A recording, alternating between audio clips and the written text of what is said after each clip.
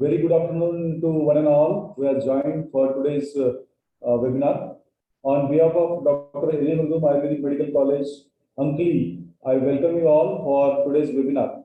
Now, already I'm very much sorry for the technical issues which has created some delay in conducting today's webinar. So, without spending much time on introductory part, I will hand over this mic to our beloved principal, Dr. Ramesh sir, who will give some introductory session for today's webinar. Please, sir. Good afternoon, everybody. First of all, I thank you each and every one of you for being here with us today. We are very pleased to welcome all the speakers with us and participants, many of whom are associated with us and few are new to us. We are proud to be able to host it on the occasion of this Azadi Ka Amrit Mahotsav, 75th Independence Day, here at this wonderful place with all of you. So, I would like to start this with thanking our management, Dr. N. Abdul sir, President of HE Society, our college. Before we get started, I would like to express my sincere appreciation to all of you who generously helped us make this event come together to become a successful one. So, I would like to thank first the respected speakers who will be explaining this topic to be discussed today. Then Dr. Pradeep, HOD, Department of KC here, and his whole team. Then few of my colleagues, Mr. Banaj sir, who is handling technical team here. Then our student friends and non-teaching and supporting staff. So, just to tell about the purpose of this event here, it was an idea developed by Department of KC, Dr. Pradeep and team, regarding emphasizing Daiva Vipashraya Chikitsa, which has not been the mainframe of treatment modalities. It surely does have scientific applicability, but yet we need to explain, explore, and learn much to apply it authentically to ensure miraculous results.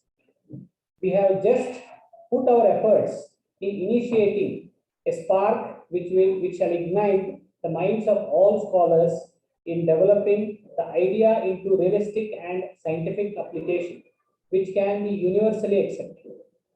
So, you all have chosen to be a part of a thought or idea due to mutual passion for continuous learning. Your passions help us all to unite, and energy we create is what allows us to achieve our individual as well as group goals. We need you as much as you need us, and that is why we all are grateful to have you join us here. During next few hours, we will be learning, discussing, and later sharing our thoughts on the horizon of medical astrology as explained on this platform of Ayurjyotish. I would wish to wholeheartedly thank the team of Ayurjyotish, all the very best, and let the zeal for new ideas never stop from here on. I also wish the participants a nice sessions with our subject experts and team of Ayurjyotish. I thank all the participants, organizers, and media friends and management for helping us to organize such a beautiful event. Thank you. Thank you, Madam. Thank you, sir. Thank you for your all wholehearted support for this webinar. Now, moving further, we will have a keynote address from Dr. Tanmay Goswami, sir. He will join us soon. There is no need to introduce him as he himself is having a lot of experience in the field of Ayurveda, and he is a person who is having distinction. He's a distinguished physician who utilizes this Jyotish Shastra along with for curing the Ayurvedic, curing the sufferers through the Ayurveda. So,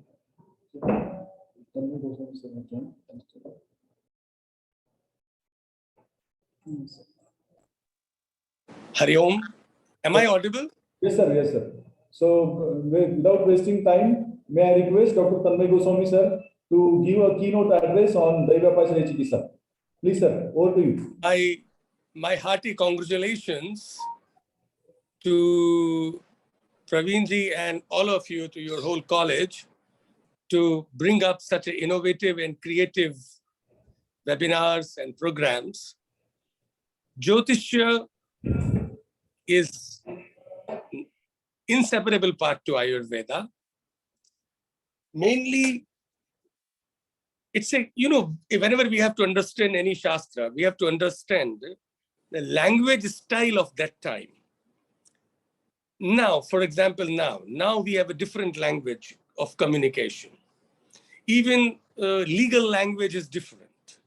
So in the language in which advocates communicate at present, that is a unique language. We may write our own something, but a lawyer is going to convert it into a legal language framework, right? Similarly, medical also has its own language. Now, problem is this, that anything which is not in that language structure, that will not be able to be accepted by present medical diaspora, international diaspora.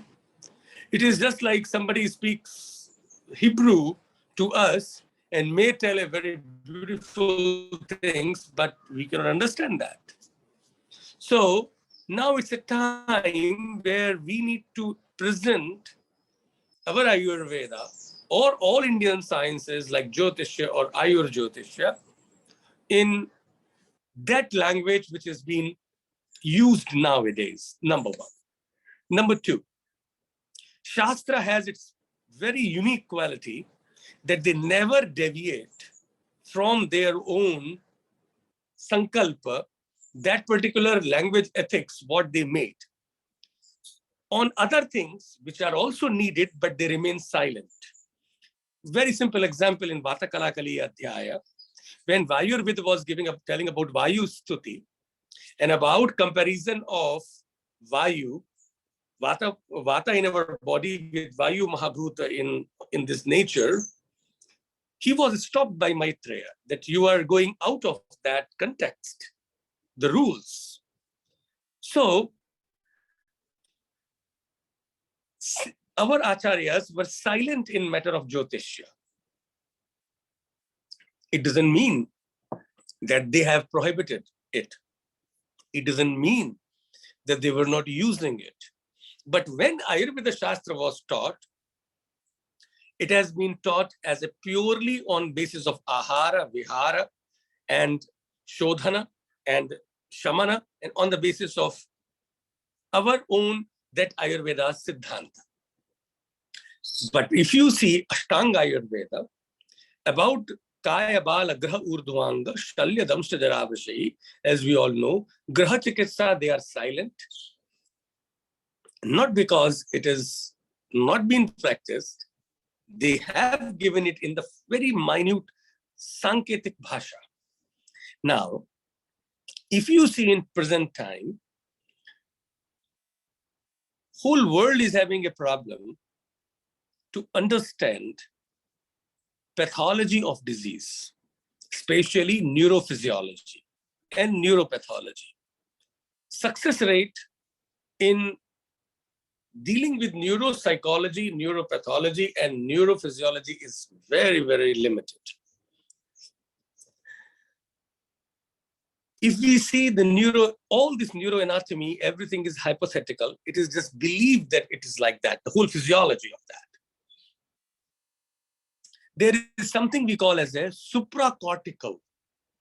We have our own cortex. They have given the symptoms of that. They have given what are the functions, what are the actions of cortex, about the midbrain, about hindbrain, everything. But there is one more word which is called as supracortical, where they remain silent. That is their style of language communication in medical science of 21st century, but they don't deny it. Many times there is no diagnostic parameters in medical system. Even all investigations are not enough to conclude the diagnosis, and then they put in a condition in name of unknown origin. And that's where journey of search of the answer goes. And we can search that in medical astrology, Ayurjyotish. Now, if you want to understand cause of the diseases, it is believed in our Ayurveda that Purvajanma Kritam Papam Vyadhirupena Jayate. Similarly, Jyotisha also believes that all reason for this life is Purvajanma Krita Karma. This life is a rewind of the same cassette going on. Genetic and decoding cosmos to understand human genetics is a basic idea behind medical astrology. The cause is avamanam ranam vairam vignam bhagya viparyayam etat karanam graha pidane. So avamana, when somebody is getting humiliated, how he perceives if somebody perceives something as a humiliation. Ranam, if somebody has adapted, it's okay, but he takes the pressure of that. Vairam, if somebody develops animosity, feel animosity. Vignam, every day there is obstacles, that is life, but somebody takes it very serious. Vairam, the grudges. Bhagya viparyayam, sometimes bad luck. These all things makes us to pull particular type of bad energies, badhas. That is actually about imbalance of sattva rajatama, and then in result of that, dosha imbalance between vata pitta kapha. So how manovaha srotas get disturbed, and to understand khavai gunya, horoscope can be used. So I will not go ahead with this because I'm here as a keynote speaker. So my best wishes, and I congratulate you all for doing amazing work on doing such manthana, such samvada. I hope that this will bring up a very good results. My hearty wishes. Please go ahead with such webinars more and more. Thank you so much for inviting me. And I'm very sure that your analysis and satat abhyasa, satat prayasa will bring something great in the field of Ayurveda and Jyotisha. My hearty pranam to you all. Namaste.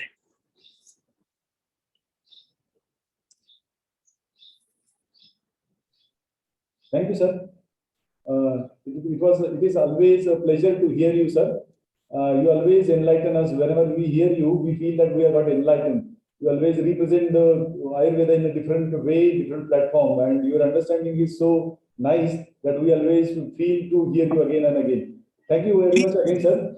One request is there, yes, sir. Do one thing that make a very good documentation of all this. Yes, sir. Yes, sir. And present it as a review papers if something is in a very good way. As a vice chancellor of the university, I will really love to help you and develop our understanding, because we are doing a lot of researches in this area with engineering, because our university has engineering college, we have management college, we have agriculture college, so multidisciplinary. So we are doing a lot with Ayurveda. So please make the documentation and later we can discuss about it. I'm very much impressed and I'm sure that this should not stop here. Thank you. Thank you. Thank you, sir, once again.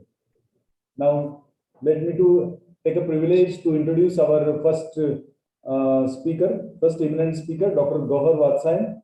Let me introduce without spending much time. Dr. Gauhar Vatsayan is a professor, presently professor and HOD, Department of Kaya Chikitsa, Guru Nanak Ayurvedic Medical College, Ludhiana.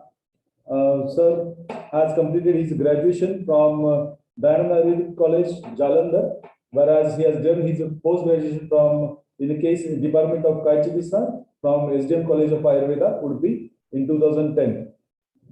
He has also completed Jyotish Acharya postgraduate degree from AIFAS, and since last 14 years he is practicing this medical astrology. He is also having keen interest in research. His research work on clinical trials of celiac disease has been presented in 2016. Sir belongs to a family of traditional Ayurvedic practitioners who are serving to Ayurveda as well as to the humanity since last centuries. without sir is having much more to tell about that one, but already we are late, so I'm without taking much time, I will hand over the mic to Dr. Gauhar Vatsan for presenting today's topic on connecting stars, planets for the better health of the humans. So kindly present Dr. Gauhar. I hand over mic to you, sir. Please, sir.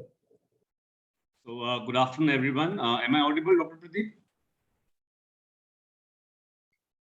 Am I audible, sir? Yes, yes. All right. So good afternoon, everyone.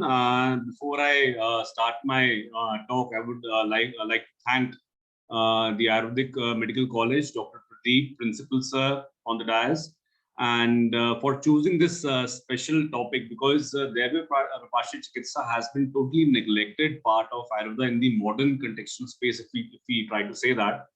And very less work, very less documentation, very less research work has been done. There have been research work, some documentations have been done, and as Dr. Tanmay Goswami, who was a senior to us in Udupi, and when I went there in Udupi, I was told that another Ayurjyotish student was there before you, and then I came to know about Dr. Tanmay. So Dr. Tanmay, he himself is a very good astrologer, and he has been practicing medical astrology since long. So it's always good to meet him and good to hear him that we are on the same dais. And before I start my topic, I sincerely would like to thank each and every one of you, because this topic is very, very close to my heart. And Dr. Pradeep, who was also my senior during my MD, was a special friend, a good friend also. And we usually discuss a lot about medical astrology and how the planets and everything, they affect the health of the body. And then when he told me about that we'll be able to have a talk, and I told that why not? Because again, this topic was the most ignored topic, and very less people know about it actually. Even who are good good Ayurvedic doctors who are practicing in their daily practice, they also fail to visualize sometimes that apart from the fourth Chatushta, is the Ayurveda tells, the another fifth Chatushta which I would refer is the time, because time is very important, and until and unless you don't take time into notice, things sometimes don't go according to you the way you want. So I'll be starting with the share screen now. I have a few slides, and just a moment.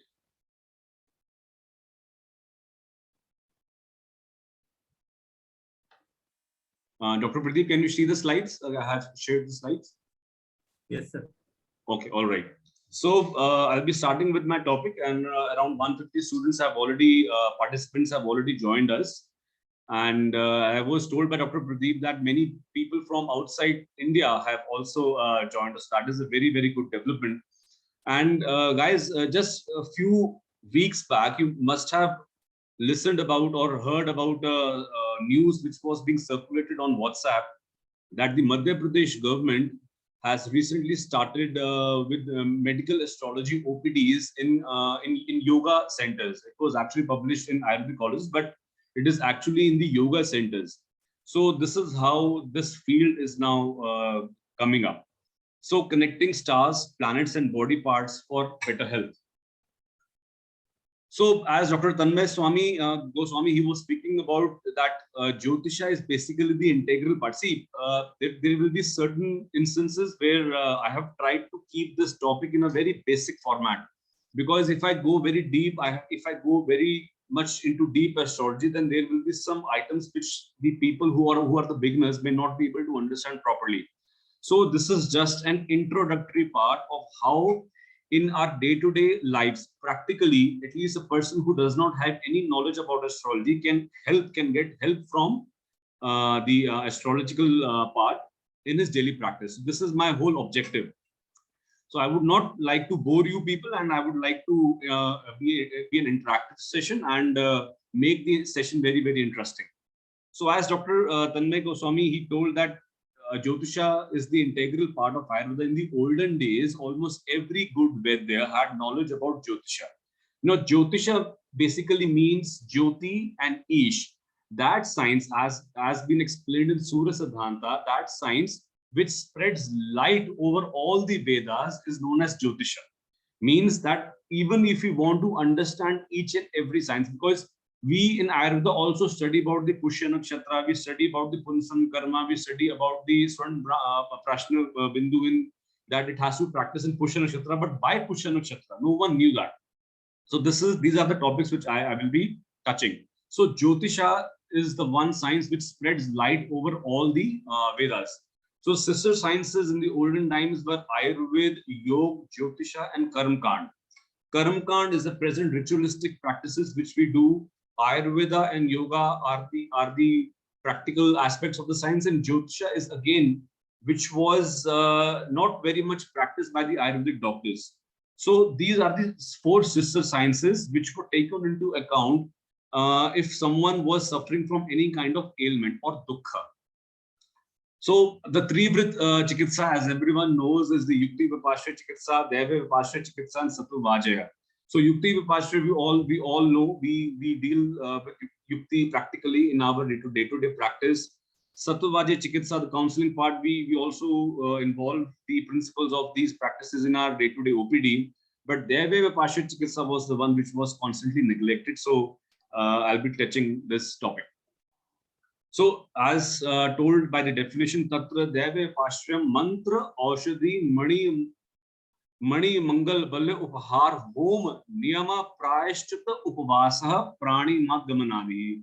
So, for the benefit of the mankind, Mantra Aushadhi Mani Mangal Dharan, or these comes into Deva Vipashya Chikitsa. So, the beginners, the people who are not attained or attuned to astrological sciences, they always ask me, many people, they ask me, yeah, how does astrology affect? How do the planets affect? See, this is actually my understanding. I have formulated 3 or taken 3 theorems or taken into account 3 reasons how the planets can affect us. So the first is the +2 physics we studied in the 12th standard about the capital G, or the gravitational constant. It says that every mass in the universe attracts the another mass with some gravitational constant. We all know that, and that is the gravitational G. That is the force, mass of first heavenly body, mass of the second heavenly body divided by and the distance between them. So that is the force. That means that each and every gravitational body in this universe is having some effect over the other gravitational body. Even we humans are also have some mass. So what does our scientists told that even if I'm moving my finger, I'm disturbing the movement of my planets, right? So this is one theory. This is one among the other 3 theories. And the other theory is that of the microcosmos and the macrocosmos. That is Yat Brahmanda Tat Pinde Tat Brahmanda Yat Pinde. And while explaining this, Charaka also explains about Yavantah Loko Murti Manto, that how the other loka is the mirror of this loka, that the Vayu in the Brahman, how that affects, how it forms the Vata dosha in the body, how the sun in the Brahman becomes the Atma or the heat within the body, and how the Chandrama in the Brahmlok becomes the Kapha dosha in the body. So we will be touching these small aspects, and it will be a very interesting topic. And the other one is the Sarvada Sarva Bhavanam Samanam Vriddhi Karanam Ras Hetur Visheshcha Pravritti Rupayasatu. Again, a very, very common shloka we know, because this is how the similar things will have a similar effect over the body. Astrology depends on these things a lot. Now, if you look at, for example, if you look at planet Mars from the naked eye, planet Mars appears to be red in color. That is why it is known as the red hot planet. And everyone knows that Mars appears red only because there are a lot of iron ores over Mars, on the surface of the Mars. So there is iron ore on the surface of the Mars. It is red in color. It is hot in potency. That is why Mars represents blood in our body. So we'll be discussing these. So this is how I just wanted to explain how this shloka works in astrology. So before starting the Jyotir Ayusha, let us understand the concept of Kal Purush. Kal Purush is an imaginary personification of time in Ayurveda. It says that See, when I talk about Kal, the Brahmand is 360 degrees. Within those 360 degrees, we have 12 Rashis. And within those 12 Rashis or signs, we have 27 Nakshatras. So each Rashi has 3 Nakshatras within them. So when I talk about the personification, this is very, very important. When we talk about the personification, everyone knows that the first Rashi or the first sign is Aries or Mesh. Second one, now let us first name those Rashis, right? So the first one is Aries, which is Mesh. Then is Taurus, that is Vrishab. The third one is Gemini, which is Mithun. Fourth one is the Cancer, which is Kark. Fifth one is Leo, that is Singha. Sixth one is Virgo, which is Kanya. Then we have Libra, which is Tula. Scorpio, which is Vrishchik. Sagittarius, which is Dhanu. Capricorn, which is Makar in Sanskrit. Aquarius, which is Kumbh. And Pisces, which is me. So what exactly is Kal Purush is that you imagine a person which represents time. So for example,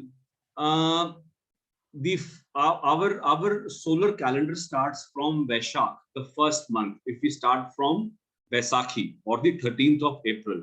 Whereas if you look into the lunar calendar, it starts from Yugadi or the Navratras in the North India, that is from the Chaitra Mas.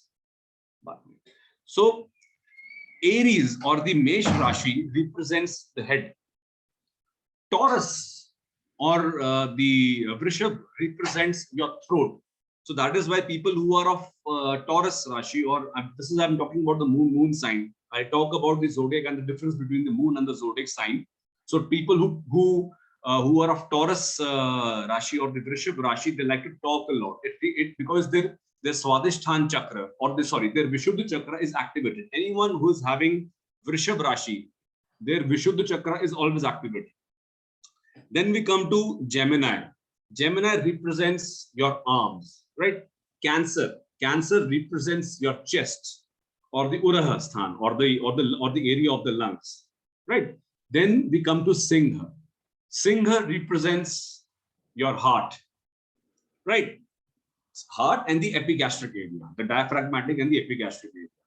Virgo or Kanya represents the intestines, the small intestine.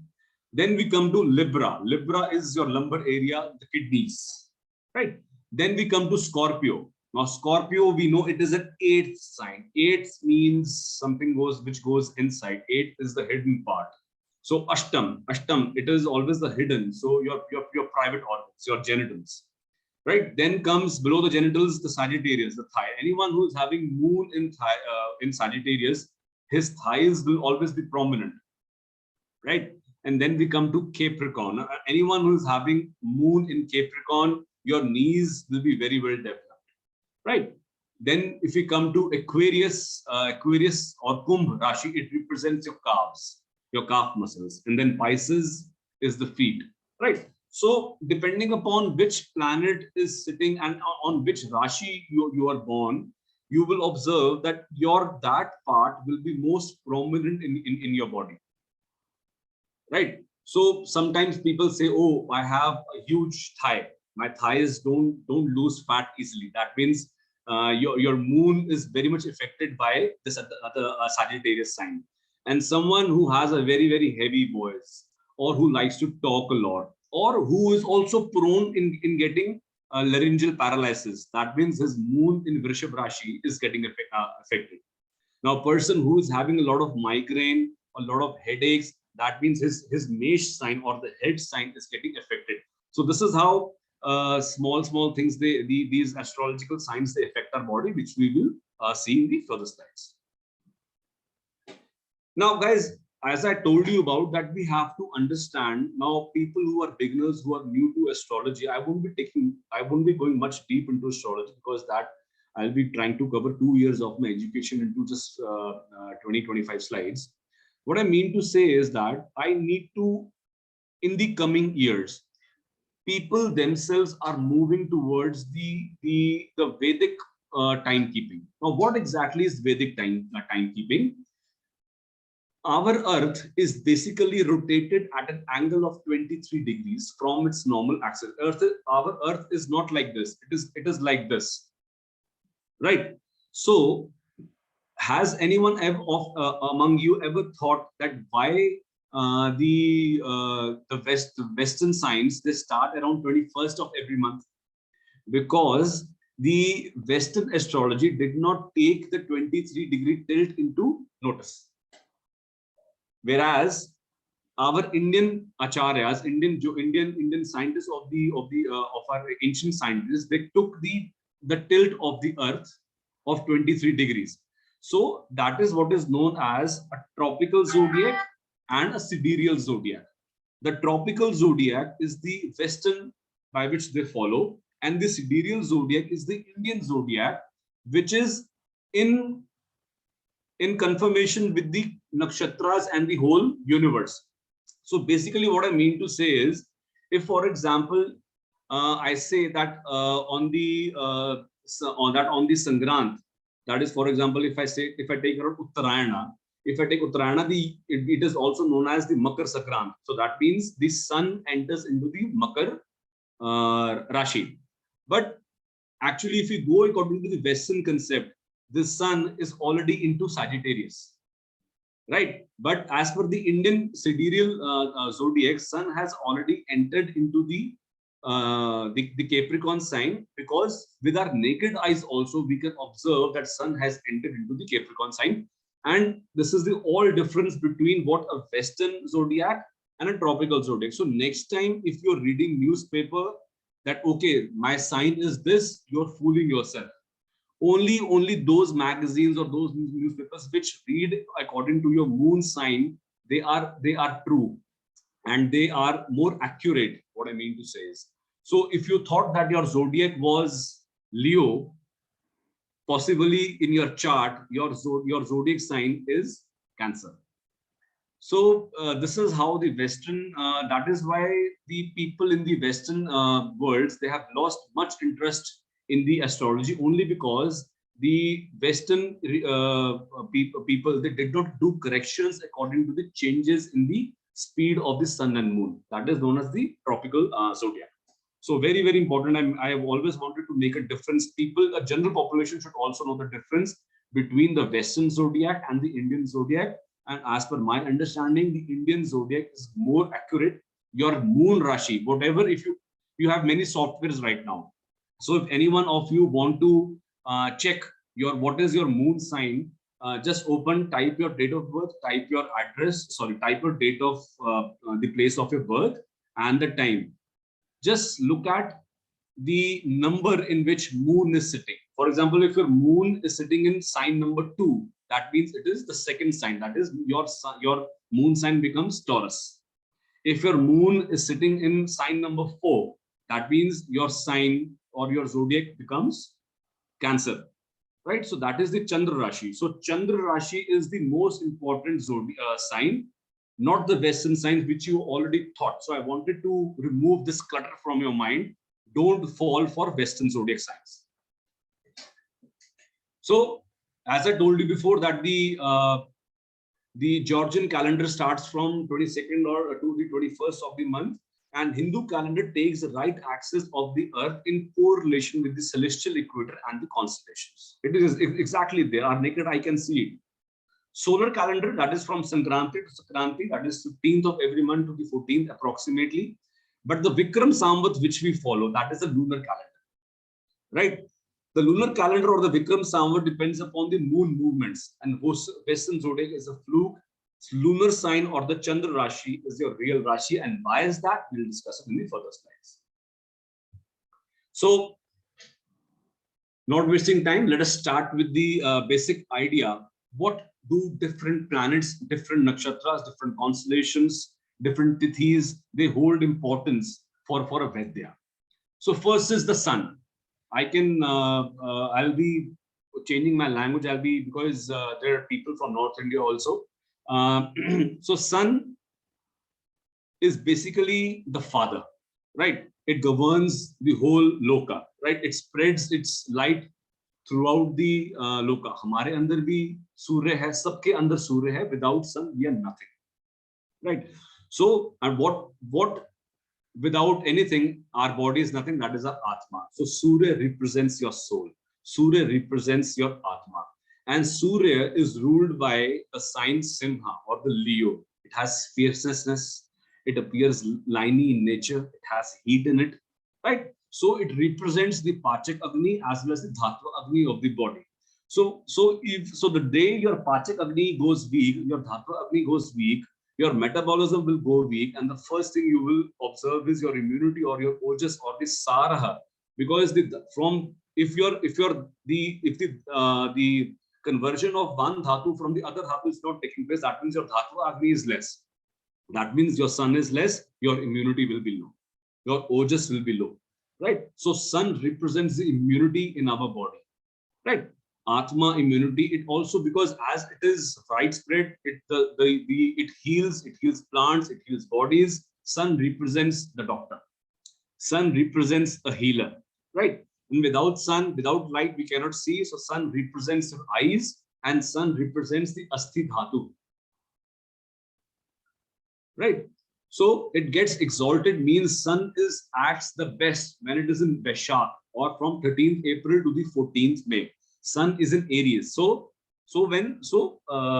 we have to understand, see, for every Vedya, they should know the Desi Mahinas, or the Indian months are very, very important. Because if you know the Indian months on your tips, it will be very easy for you to know that which tithi you are going through, or sun is placed where. Because if you know the months, you will automatically know that where sun is placed and how it is producing. Now, for example, whenever sun came in April, you would have always observed that after the mid of April, always the effect of the wave of coronas always started dying. Because even if the first news of the vaccine production was done during the first month of the Vaishak, that is in the April, and as soon as the vaccines came around June, July, people started using those vaccines. But sun, whenever the sun is in April, it is just before the starting of the Grishma Ritu, our immunity, our bala, as told in Ayurveda, is the best, because sun is in its exalted state. And you know what? The other name for sun is Kanak, right? We say Om Kanakaya Namaha, right? And when do we cut wheat? That is during Vaisakhi, when sun is exalted. And when do we sow wheat in soil? That is in October, when sun is in its lowest form. That is in Tula Rashi. When sun enters the Tula Sagranti, we sow wheat. Wheat goes inside the earth. The power of sun goes down.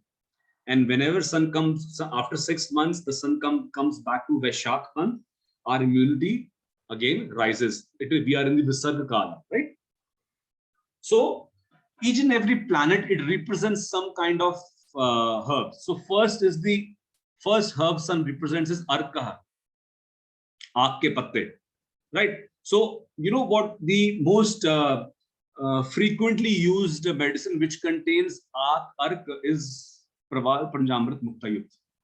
Because जो Praval Panchamrit Mukta Yukt है, उसमें अर्क की भावना होती है. All the other medicines are Sheetvirya. You see Mukta Shukti, you see Moti Pishti, you see Shankh Vasam. All the medicines are Sheetvirya except the Ark. Ark makes it more tikshna. It gives the potentiating effect. It gives the effect of the Surya to the medicine. And it helps in the improvement of the Agni, of the Pachak Agni, in the lower intestine. It helps in the improvement of the Agni. So this is how sun helps in the Agni. Then is Marich, Shunti. Marich, Shunti are Trikatu का सबसे important हिस्सा है. Trikatu also improves your metabolic fire. It improves your Dhatu Agni, right?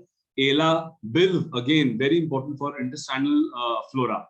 Twak and Manikya Pishti.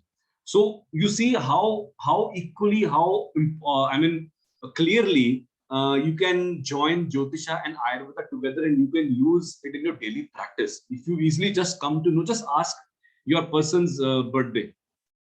Okay, kaun se month mein aap paida hue the? And if he says that yes, I was born in this month, you can easily come to know that his sun is placed in which Rashi. For example, a person who is born from 14th of April to 14th of May, so his sun is in Mesh.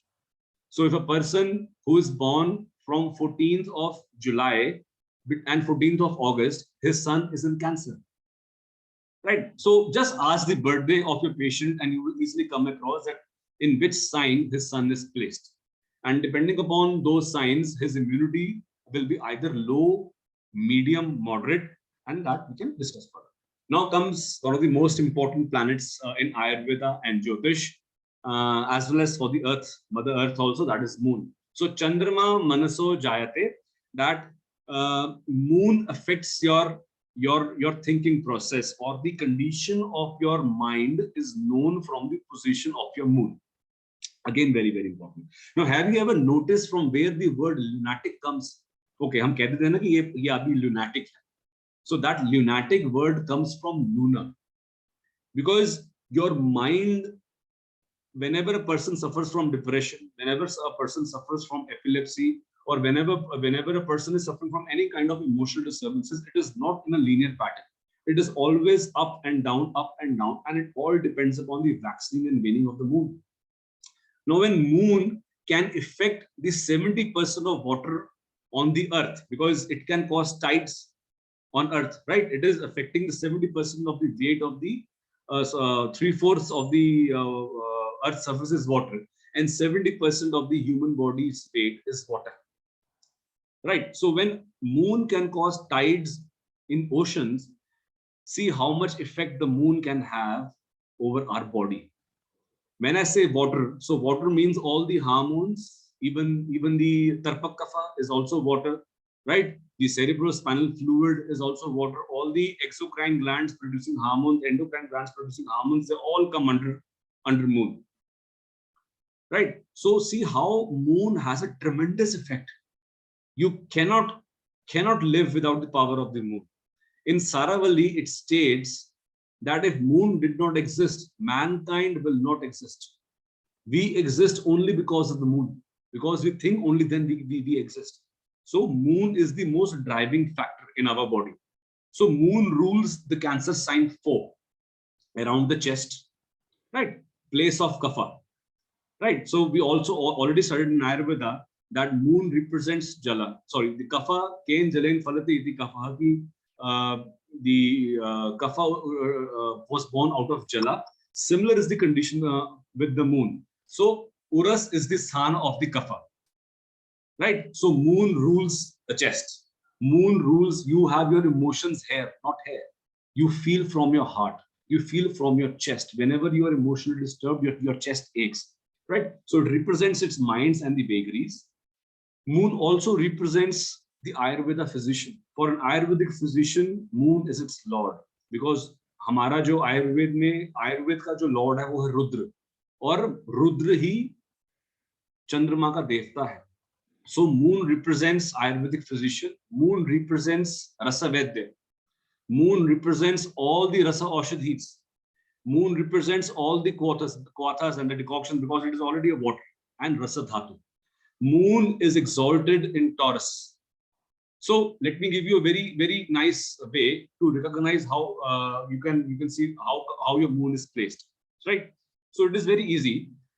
Every sign in our body is made up of Panch Tattvas, right? So you can count on your finger, like Agni, Prithvi, Vayu, Jal, Agni, Prithvi, Vayu, Jal, Agni, Prithvi, Vayu, Jal.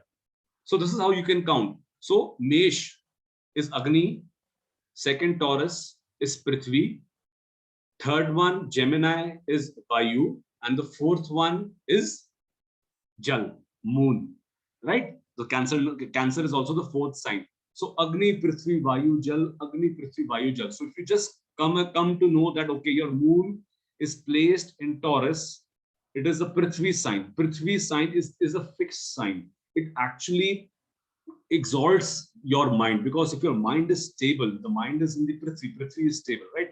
So if your mind is stable, you will always be a positivity oriented guy. You will suffer from mental agonies the least. But if your moon is debilitated, that is, if your moon is in Scorpio, which is again a water sign or a bad water sign, that means you will be most emotionally disturbed. So if you have a software with you, anyone who has moon in Scorpio will be most prone from suffering of depression. It is a very there. I mean, the results can change from one horoscope to the other, but you will be a lot prone from suffering of depression if your moon is in the sign of Scorpio. So you just open your application, just type in your date of birth, time and place, and then you can easily come to know in which number your moon is placed. So moon is important because the timing of medicine is very, very important. See, moon is our mind is the fastest moving tattva in our body. So is the fastest moving planet in the solar system is moon. Moon takes only 2.5 days to complete its circle around the earth. Saturn is the slowest moving planet, which takes 2.5 years to complete one revolution around sun. So that is why it is known as Shana Shanayati Shani. जो धीरे धीरे चलता है वो शनि है. Whereas moon, it is the fastest moving planet, right? So everyone knows that we have the Krishna Paksha and the Shukla Paksha. Again, very, very important. So again, that you must have observed any Vaidya who is practicing, any person who is suffering from depression, even if he is taking some kind of medicines, you will always observe that depression always comes in the form of waves, right? So the first 5 tithis of Krishna Paksha, moon is Balwan. Moon has its full strength. And the last 5 days of Shukla Paksha, again, the moon has the best strength. Again, the 5 days of Krishna Paksha, for example, see, in especially, I have come to know that there are more students from Maharashtra and Maharashtra and Karnataka and the southern side. There, the month end is seen from Amavasya to Amavasya, right? So when there is Amavasya, the first tithi is that of the next day is that of the Shukla Paksha. The moon has started to rise, right? So when after the 15th day of the Purnamashi, the next 5 days are the best days for the mind. When the moon comes into the Krishna Paksha or the waning part, right? So these are the 10 days when any person who is suffering from depression, his depression or his mood swings will be the lowest.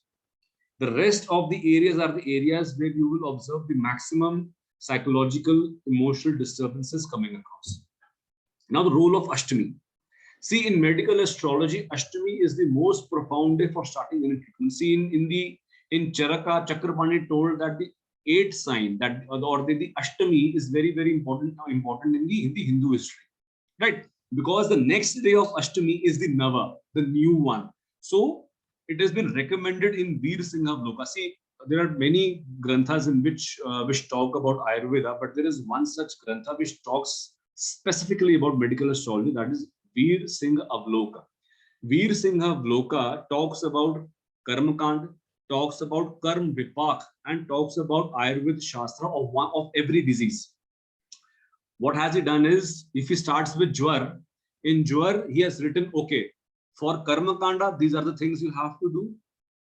In Ayurveda, these are the things you have to do. And for Karma Vipak means what are the Purjan, what bad things you did in your previous Janma, in the Prarabdha Karma, in this time, you have to face that Kal, right? So for those purposes, he has given you certain instructions that these are the ways by which you can ward off the diseases. So he tells that Ashtami is one of the most profound day of starting of any treatment. If you have any chronic disease, patient coming to you, and you have all the best things which are not helping with the disease, try starting a new medicine on the day of Ashtami. Rasa Aushadhi is given on the Ashtami are effective as this marks a day of transition, and the next day is the Nava, meaning new. Right? So moon and different herbs. So first is Chandan, Bala, Shatavari, Mushli, Palash or Dhak. Many of the astrological remedies regarding moon are done with the Palash leaves. Ahifane, because it is again affects your mind, and then is a Mukta Pishti. See, I will tell in the when we study Mars, there are many compounds in Ayurveda where we clearly give Mars this power of Mars, Moon, and Sun together to the patient. That will explain how. Now we come to Mars, the red planet. See, if you observe Mars from the very naked eye, it appears to be red and hot, as I told you before. So red hot sun, it rules the Mesh and the Scorpio sign.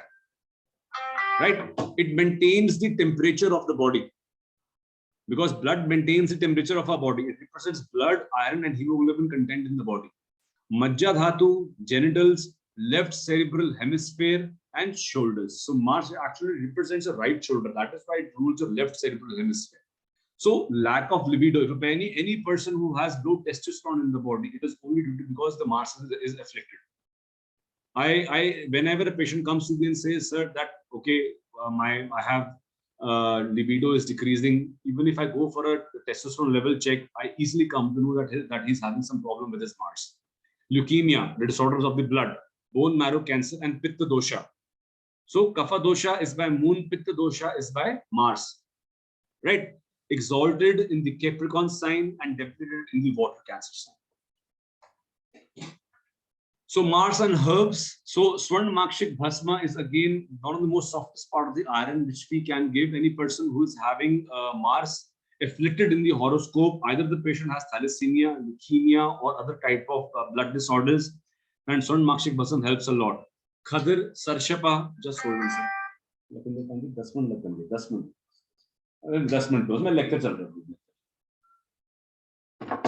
So another is Sarshap or Sarso, Ashwagandha, Amlaki, Rason, Tulsi, and Munga is the stone, or Praval is the stone. So a combination of Pravala Pishti, Shankh Bhasma, Mukta Shukti Bhasma, Giloy, Swarn Makshik, and Swarn Gerik, as well as Mukta Pishti is Kam Dudaras Mukta Yug. So Kam Dudaras Mukta Yug is one such compound which actually we are giving the power of Mars, Swarn Gerik the sun, the Mukta Pishti the moon, Giloy is Buddha. So Kam Dudaras Mukta Yug, as I feel, is one of the foremost medicines which is known as the Yogvahi medicines in Ayurveda. It actually propitiates the other yogas. If I formulate a yoga and I put either Praval Panjamrit Mukta Yug or I put Kam Dudaras Mukta Yug, that actually propitiates the already given yoga to the patient. Then comes Mercury or Budh. So Mercury or Budh is the closest to the sun, right? Represents brain, intellect, skin, and the tongue. So Buddha means buddhi, intellect. So if a person who is intelligent, only person can speak. It also represents the central nervous system, especially our midbrain. All the epileptic disorders and autoimmune skin disorders are seen from Mercury. Right. So any person who comes to me with epileptic disorders, I'm fully assured that yes, that somewhere or the else his Mercury is debilitated or his Mercury is afflicted. And any other person who's suffering from psoriasis or chronic eczema, in astrology, we usually give the remedies of Mercury. Right. So herbs associated with Mercury are Brahmi, Apamar, Bhringraj, Madhyashti, Vatkulantak Rasa, and Panna Bhasam. Right? So these are the areas with which, see, all the Medhya Rasayanas are given for Mercury. Then we come for Shani, Saturn, again a very, very important planet. Shana Iti Shani, as I told you before, it is the most slowest moving planet. It is the most slowest moving planet in our solar system. It takes around 2.5 years for Shani to complete its one revolution around the sun. So right now, Saturn is in Capricorn sign. It is in a retrograde motion. It is in a Capricorn sign, and Jupiter is in the Pisces.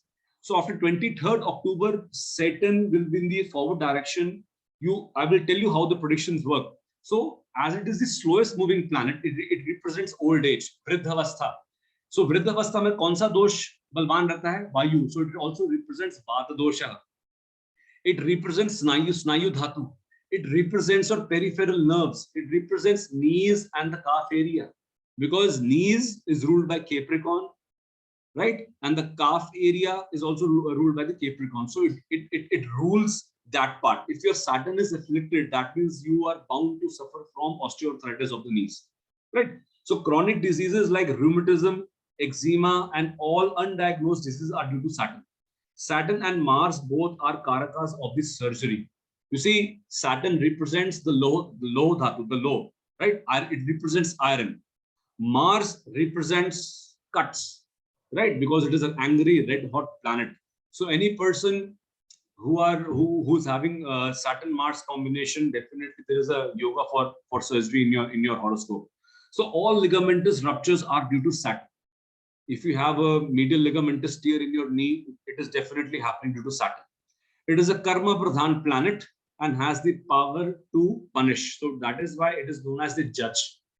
It judges you by the actions you do. That is why black is the color of Saturn, and the black is the color of the coat which our judges wear in High Court, right? So herbs are gugulu, shami, shilajit, almond, and haritki. Haritki because it causes anulomana of the Vayu. It helps in reduction of the Vayu. So now we come to Rahu and Ketu. See, Western astrologers don't consider Rahu and Ketu much into importance, but Indian astrologers, Rahu and Ketu are very, very important. So you have Earth taken into astrology as stationary, Sun is revolving, right? And then Moon is also revolving around the Sun. Wherever the orbit of the Moon intersects with that of the Sun, first part becomes Rahu, the other end becomes Ketu. Very, very easy. It is because ab unki koi physicality to hai nahi. If they don't have any physicality, that means they appear to have come from the other outside. Right? So if they have no physicality, and what do we have in medicine which doesn't have any physicality, or which we cannot see from the naked eye, are the small bacteria, funguses, and the viruses. So Rahu, they represent bacteria, funguses, all kind of microbes. Ketu represents microbes. Rahu represents viruses and bacteria, right? So when during the last 2.5 years, the Saturn was with Ketu, and you could easily observe we had a problem of pandemic. So as the Saturn went away from Ketu, the pandemic started to get resolved, right? So plants for Ketu, Rahu are chandan, camphor, durva. Durva is again durva, the oil which we use to ward off infections. Coconut and tulsi. Planets for Ketu are Ashwagandha, Kush, Bhringraj, and Shunti. So now we come to nakshatras. See, everyone knows about nakshatras, right?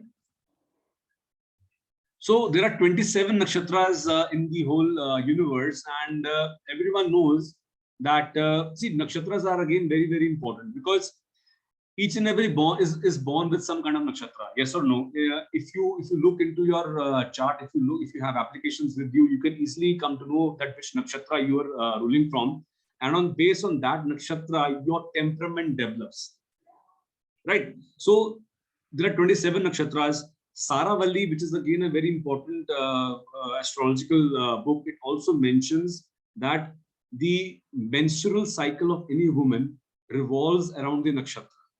So for example, your nakshatra is Rohini, right? And whenever moon comes on Rohini, and whenever Mars is aspecting Rohini, you will observe that you will have your menses. So because the total number of nakshatras are 27 in origin, and 28 days is the days of the menstrual cycle. So sometimes you have Tithi Kshay and sometimes you have Tithi Vriddhi. What is a Tithi? So everyone hears ki Tithi kya hai, Tithi kya hai. Tithi is basically when the arc distance between the sun and the moon is 12 degrees, it forms one Tithi. When it becomes 24 degrees, it is the second Tithi. So these are known as Tithis. Tithis can increase or decrease depending upon the speed of the moon, and this is how your menstrual cycle is affected. Now in medical astrology, the nakshatras are very, very important.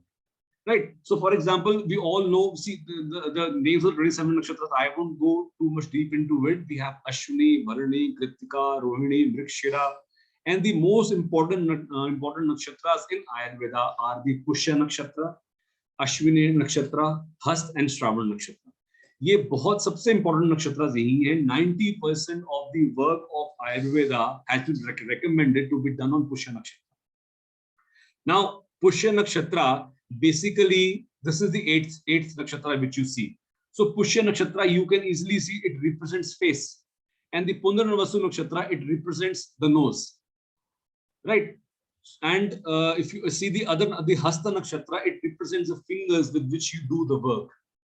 Right? So Pushya Nakshatra it rules your face. It does Poshana. So we'll talk about the Pushya Nakshatra later.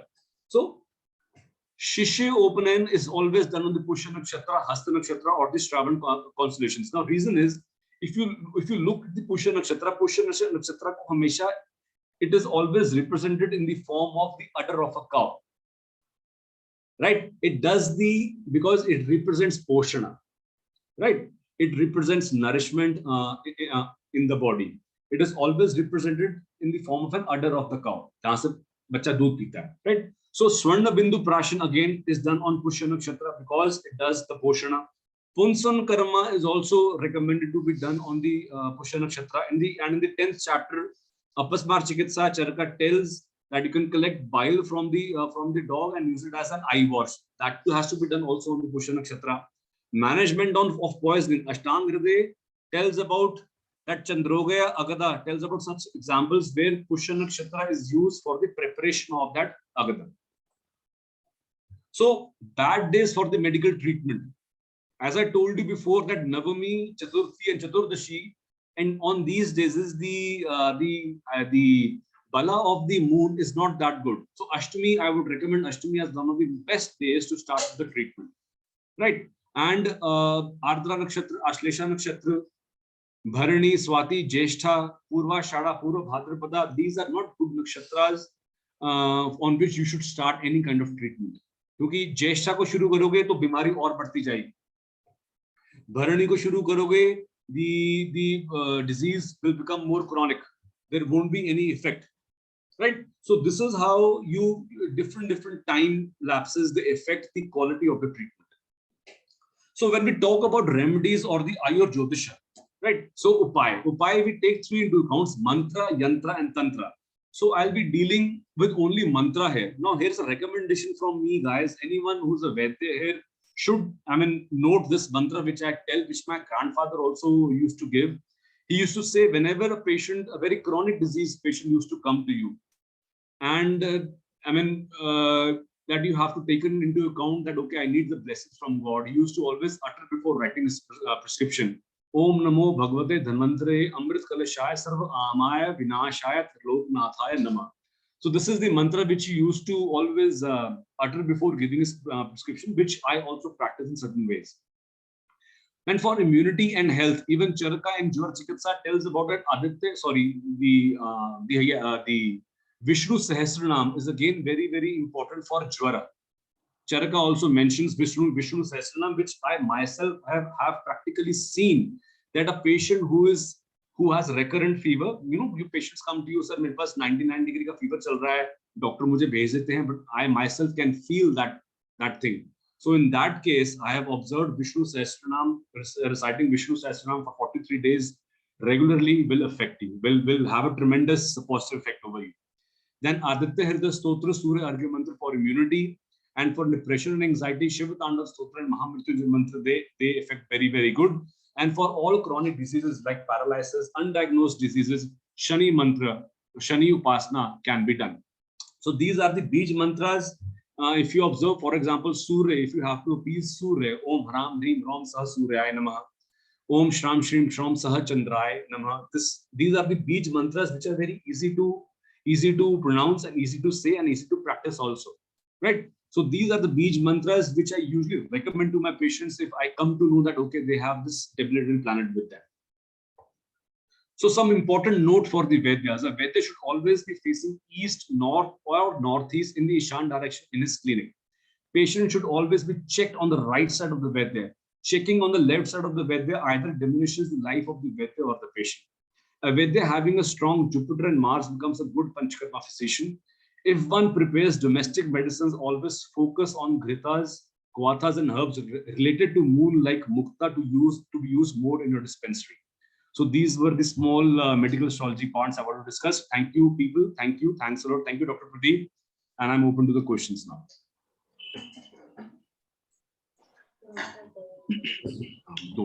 Thank you, Dr. Jawahar.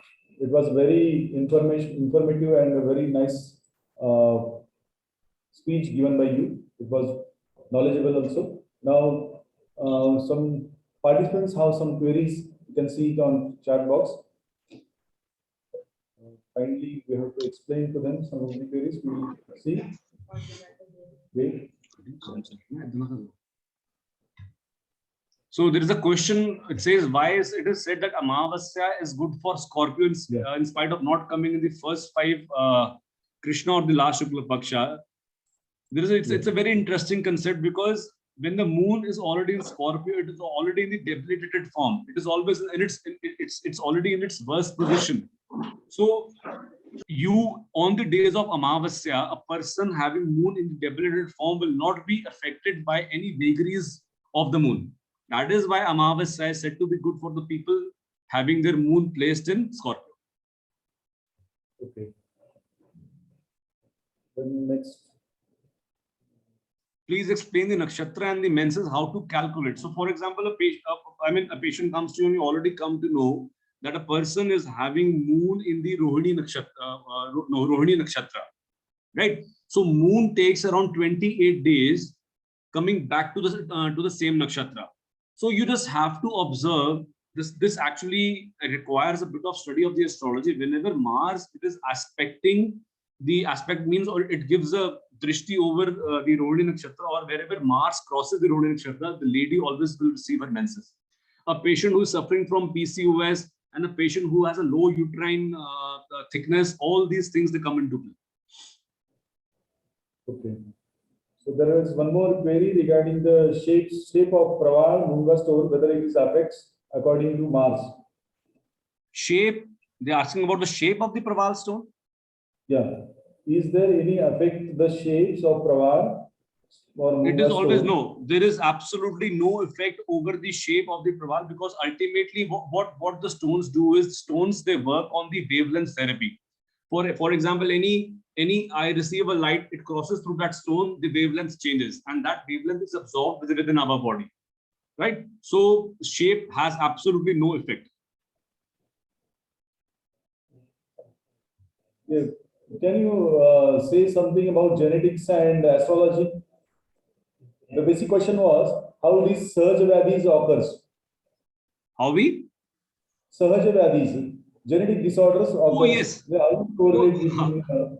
Oh yes. So astrology is very much informative about genetics, because let me tell you that the sun and moon. Sun basically rules your father also.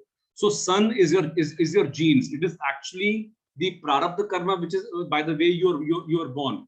So all these things, the nakshatras, they also represent some of the body parts.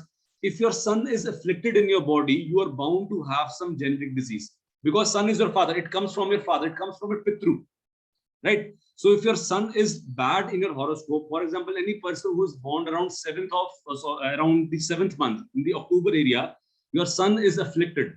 Your sun is debilitated.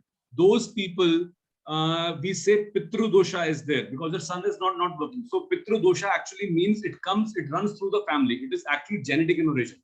So astrology, when we say pitru dosha means genetic dosha. Okay. I hope that this query was raised, it has got clear. One more question is asked by Madhu Krishnan. Rashi Chakra and Kala Purusha mentioned in the first slide, is it 11 or 12 in number?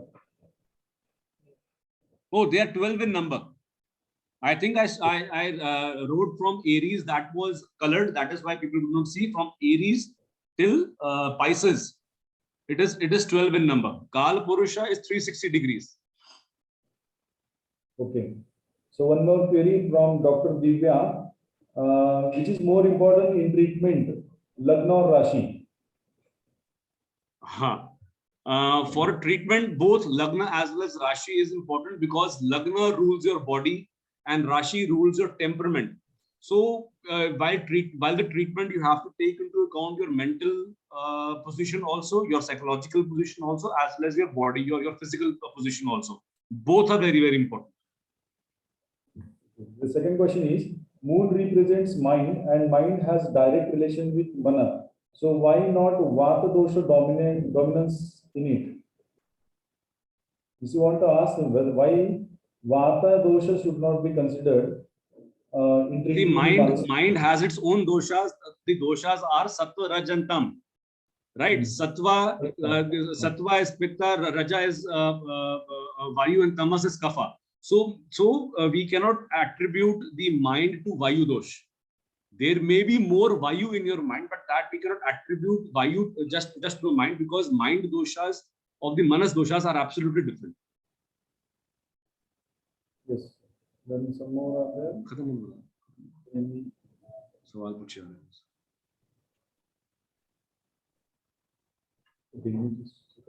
So as a participant also, I'm having some queries. As you said that Rasa Chikitsa has to be started on Ashtami, right? It is always recommended to start, because as such, there is no time to start Rasa Chikitsa. But what we have seen, because Ashtami, the strength of the moon is what you say, a very good strength of the moon is there, and the absorption of the rasa aushadhis is the best. Okay. Yeah. So is there any such relation between the starting of Panchakarma and the Grahasthiti? Oh yes, that I forgot to mention about that. See, I talked about 3 doshas there. So when I talk about the Panchakarma, when you're talking about the Shodhan is basically not a portion exercise. One has to understand this. There is depletion in the body. So don't start your Shodhan on Pusha Nakshatra. Very important. What I have seen practically in my day-to-day practice. Just the day on the जिस दिन पे आपको ये start कर रहे हैं, स्वर्ण बिंदु प्राशन दे रहे हैं, उस दिन किसी का पंचकर्मा मत करें. If you want to start a panchkarma, try to observe that any nakshatra of the ruled by Mars. For example, the Ashwini nakshatra is there, Bharani nakshatra is there, which are Agni in their potency. On those nakshatras, you can start the panchkarma. Ashwini basically represents the twin Vedyas in Ayurveda. Ashwini nakshatra. Okay. So basically, you want to say that all the Apatarpana Chikitsa should not be started on Pusha Nakshatra. Yes, that is my personal recommendation. Does we interfere that the Rasayan Chikitsa has to be started on Pusha Nakshatra? Yes, Rasayan Chikitsa, definitely it is recommended in the Nagbala Rasayan. Also, Ashtangriti mentions that to start in Pusha Nakshatra. Okay. One more query was there regarding the decreased libido in case of Mars. If Mars is not in a proper condition, then there will be decreased libido. Yes. Yeah. So question is that what about the PCOD or PCOS, where the insulin resistance will be more, or we can say that testosterone level will be more? Yes. So there also the same relation is there. No, when we talk about PCOS is basically a accumulation whenever your moon is affected by your Mars. See, when your moons are your hormones, right? So we need a fine balance. If you don't have a fine balance and Mars is afflicting, that means the testosterone levels in the body are rising. This is how we observe in PCOS. Whenever there is we have the facial hairs, we have the horses of the voice. So definitely Mars is playing a role over the moon. The moon is afflicted because Mars destroys. Mars is basically heat and effect. It is giving heat to the moon. It is giving heat to the hormones. So combination of Mars and moon gives PCOS. Okay. So is it Mars is related with the libido, or whether Venus is related with the libido? No, Mars is related with the libido. Venus represents your the quality of sex you have. Sexual activity and semen. Sperm count is related to the Venus. Testosterone levels, testosterone gives the manlyhood in you. That is ruled by Mars. So What about in case of females? Sorry? In case of females, if the sexual desire has decreased or less, that is what is affected? Whether Venus is affected or Mars is affected? Mars. Okay. So some queries there. Can we treat Agni in case of genetics? As Agni is related with Sun, is it affect Pitru dosha? Reverse treatment. Yes, anyone who is having Pitra dosha, you will observe the patient is definitely having some problem with his liver or his Pachak Agni. Because fifth sign also rules is the sign of liver. So you will always be having some kind of effect over the liver as well as your bile and the Pachak Agni. So when we say Pachak Agni, bile also comes into play. So anyone having a Pitra dosha means you will always have bloated stomach. Okay. One more query by Dr. Sumit. He says that Harita said to start Basti in Krishna Paksha, while Charaka has said to start in Shukla Paksha. What is the reason behind this? Sorry? Basti Chikitsa has been said by Harita to start during Krishna Paksha, while Charaka says to start in Shukla Paksha. Is there any relation or is there any understanding behind this one? See, again, I told you that whenever both the acharyas, they did not tell about the tithi of the paksha. So as I told you, the first 5 tithis of Shukla Paksha and the last 5 tithis of the first 5 tithis of Krishna Paksha and the last 5 tithis of Shukla Paksha are good. You can start your Basti Chikitsa anytime or within those days. Okay. I'm very much sorry to say we are having a limited time. So there are a lot of queries still. So I request all the participants to post their queries in our WhatsApp group. I will forward to Dr. Vatsayan and we'll get it clarified. So we have got limitation. We have to move to the next session. So I'm very much thankful to Dr. Gohar for sharing his knowledge and giving us valuable time. Surely, Dr. Gohar, we will make available the book regarding Veer Sihavlokan to our college library. So it will be a very good reference book again in our library or for our college students. We are very much thankful that you have brought all that physics or astrophysics to understand the Daivapashri Chikitsa. Surely this has given us some confidence to believe on our science, and we will start taking your help to understand some of the chronic disorders. Now, this was many things you have given us new things that we were not aware regarding that Earth is having an inclination of 23.5 degrees. This was been new thing we have learned, and similarly you have brought very new good concepts to understand the role of sun, moon, and understanding the herbs in our practice. So I'm again very much thankful on behalf of Dr. N. Magdum Ayurvedic Medical College. Thank you, sir. I hope that your blessings to our students will get continued in your future also. Thank you.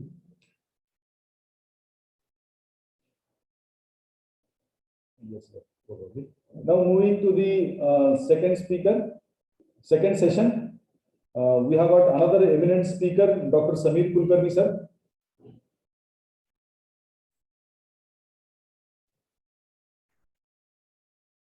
Dr. Samir Kulkarni, sir. Yes. Yes, sir. So I welcome you, sir. A very good afternoon to you. Let me to introduce Dr. Samir Kulkarni, sir.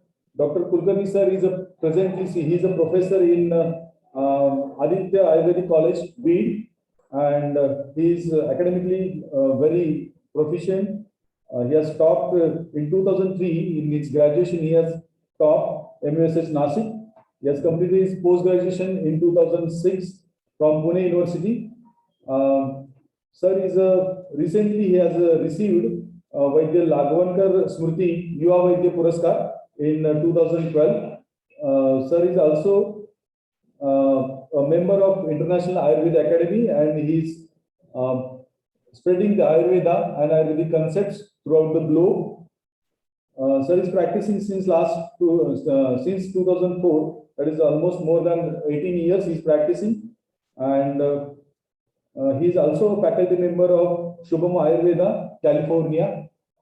Sir is having a lot of profile, but instead of that one, we are eager to hear you from the topic, sir. So without spending time, I hand over the mic to Dr. Samir Kulkarni, sir, to start his presentation. Please, sir. Thank you so much, sir. I'll just share my screen. Yes, sir.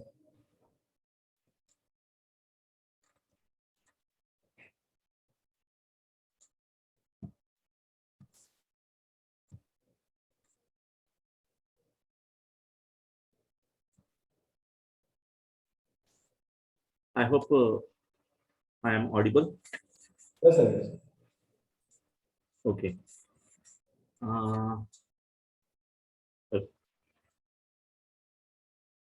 ब्रह्मणो हि समारब्धा आत्रेयादीषु पूजिता अस्मत् आचार्य पर्यन्तं वन्दे गुरुपरम्पराम् नमस्ते शारदे देवी सरस्वती मतिप्रदे वसत्वं मम जिह्वाग्रे सर्वविद्याप्रदा भव.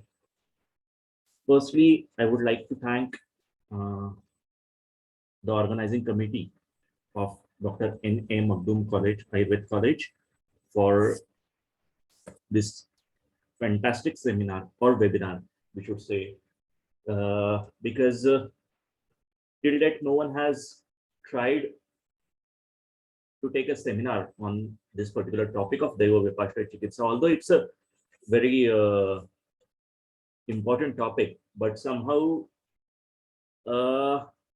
we can't say it's neglected, but nobody tries to ponder on it, nobody tries to work on it, and that's why this seminar will definitely help many aspiring Vaidyas to actually start practicing this. Just a moment, something happened. Yeah.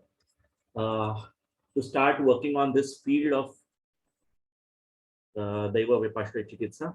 So firstly, very much thank you, and I appreciate the organizing committee for this particular seminar. So basically my topic is a bird's eye view on Daiva Vipashya Chikitsa, revealing mysteries with it. As the topic suggests, I'm going to see the bird's eye view. Bird's eye view, if you look at the literal meaning of this idiom, it's looking from the height, and looking from the height, and you're observing so many things. So Daiva Vipashya Chikitsa itself is a huge area, and which has to be looked upon from a height. There you can see a lot of areas which are still undisclosed. So I will try to show you few things.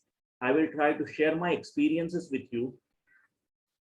And with this experience, you might be able to find, search, research many things in Daiva Vipashya Chikitsa, because see, Daiva Vipashya Chikitsa, there are very few Vaidyas right now who are practicing, who are trying to do something in this Daiva Vipashya Chikitsa. So hopefully my presentation will definitely help many aspiring Vaidyas to work on it, to do some kind of study, to learn more and more things about this Daiva Vipashya Chikitsa. So without wasting the time, I will just move ahead.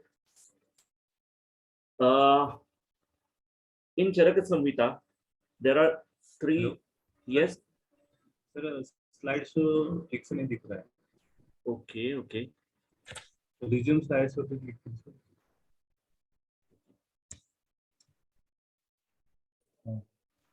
So double click on this slide. You will get, or here you can start from beginning. You will click.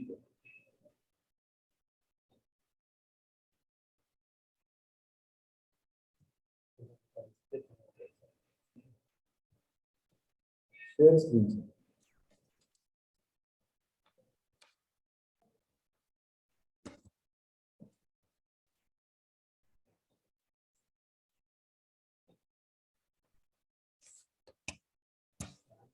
Share screen पे click कीजिए. That's what I'm checking. Share screen, sir. Share screen. Yeah. I can see it. In the bottom, it is the green color. Is it okay? No, sir.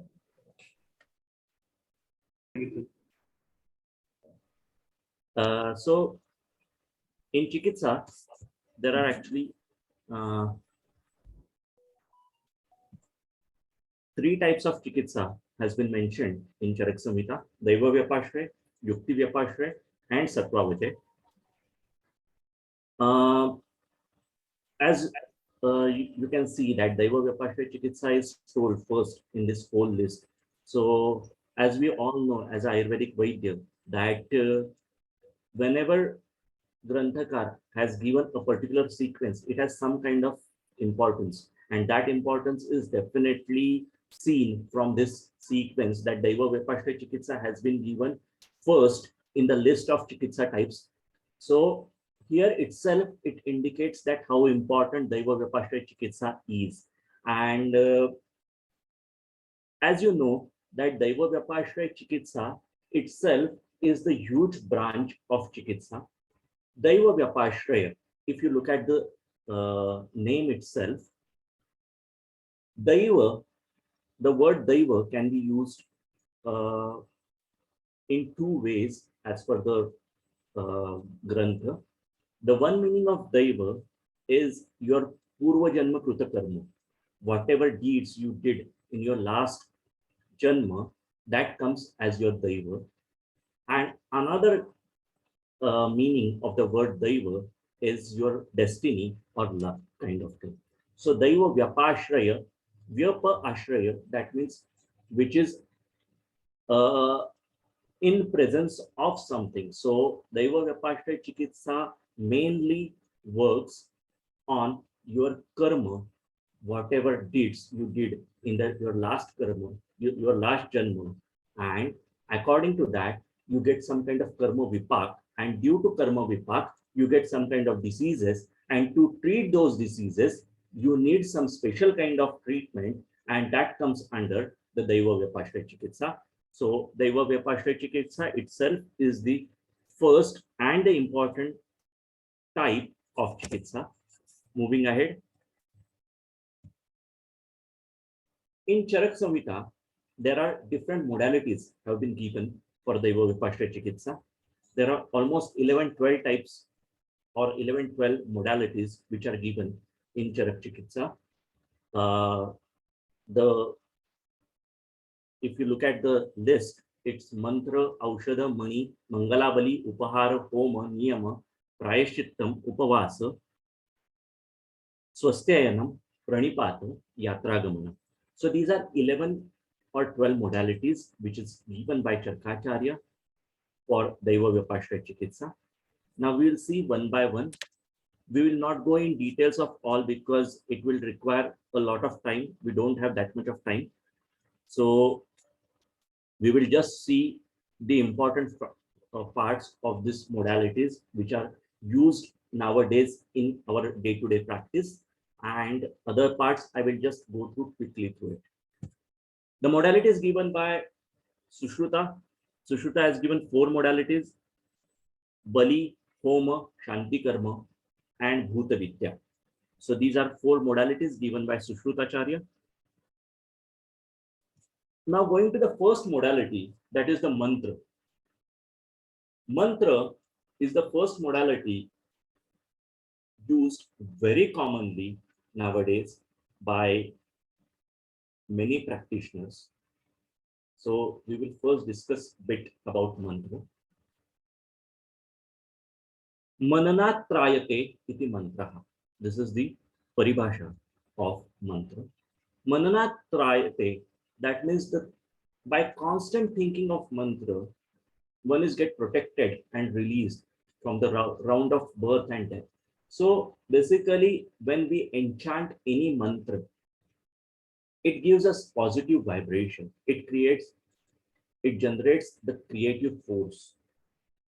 So mantra is just a combination of few words. If you look at any mantra, it's the combination of few words.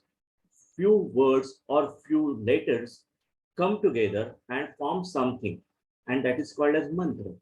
If you look at in the last lecture, just you must have seen Dr. Vatsan sir has enlisted the mantras of Navagraha, Om, Ram, Reem, Suryaya Namaha, kind of thing. So it's a kind of group of letters or group of words coming together in a particular manner. Then it's called as mantra. Basically, mantra is the thing which you have to enchant repeatedly. It's not the thing that you just speak out once and it gives its results. No, it takes a time, and for that you have to keep enchanting the mantra again and again.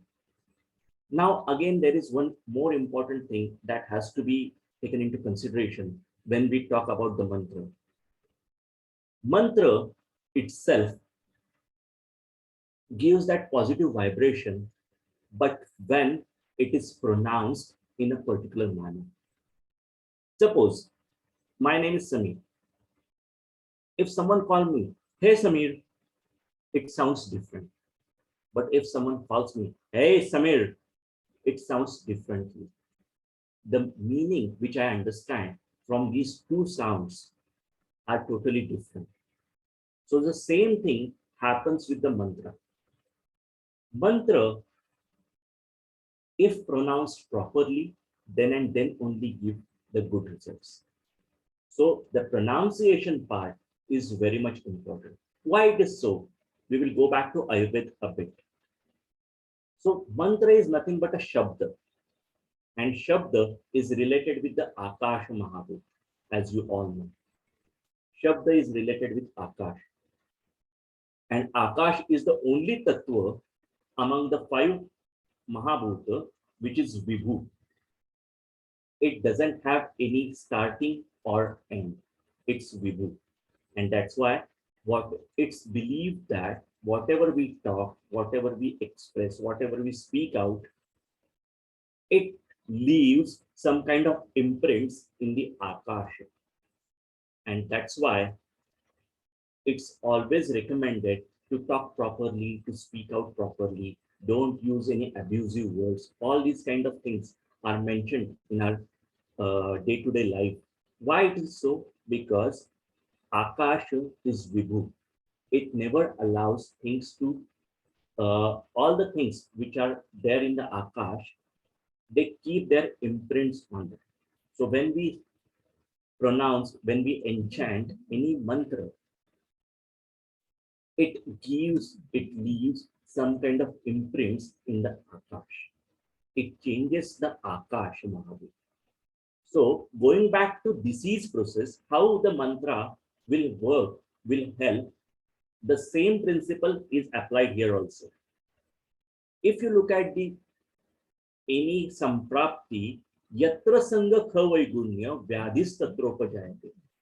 Whenever there is some problem in the Akasha Mahabhut, whenever Akasha Mahabhut gets disturbed, other 4 Mahabhutas invade it and cause some kind of changes in Akasha, and that altered Akash along with those 4 Mahabhutas represent itself as a disease. So, in short, every disease is nothing but a khavaigunya. Khavaigunya means Akasha Mahabhut is disturbed. And by the virtue of our any kind of chikitsa, we want to correct that Akasha Mahabhut. So, when we use any karma or any dravya chikitsa, any herbs, indirectly we are correcting the Akasha Mahabhut from the body. Similarly, mantra are nothing but the shabda, and the proper pronunciation of shabda will correct the Akasha Mahabhut. So, by enchanting a particular mantra, we are correcting the Akasha Mahabhut. And that's why we need the proper pronunciation of that mantra. Otherwise, it will cause havoc. I will just give one example while going ahead. There was one old Vaidya in Pune few years back. He used to give a lot of Daiva Vipassana Chikitsa to his patients. Once he has recommended his patient, the patient was a female, she was having some kind of disease. That Vaidya advised the husband of that particular patient to enchant few mantras from Saptashati.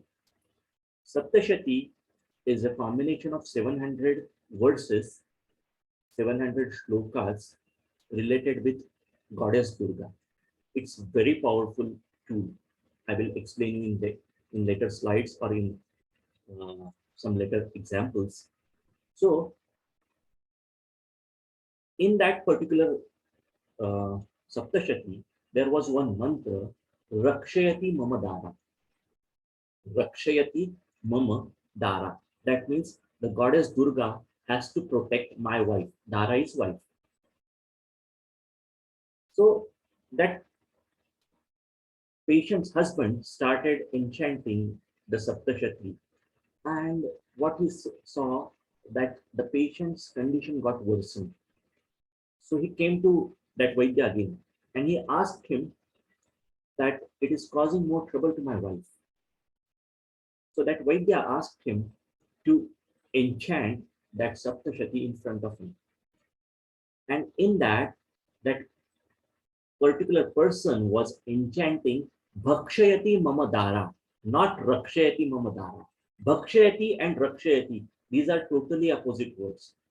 So that caused a lot of problem to that particular patient. So from Rakshayati, it was going to get Bhakshayati.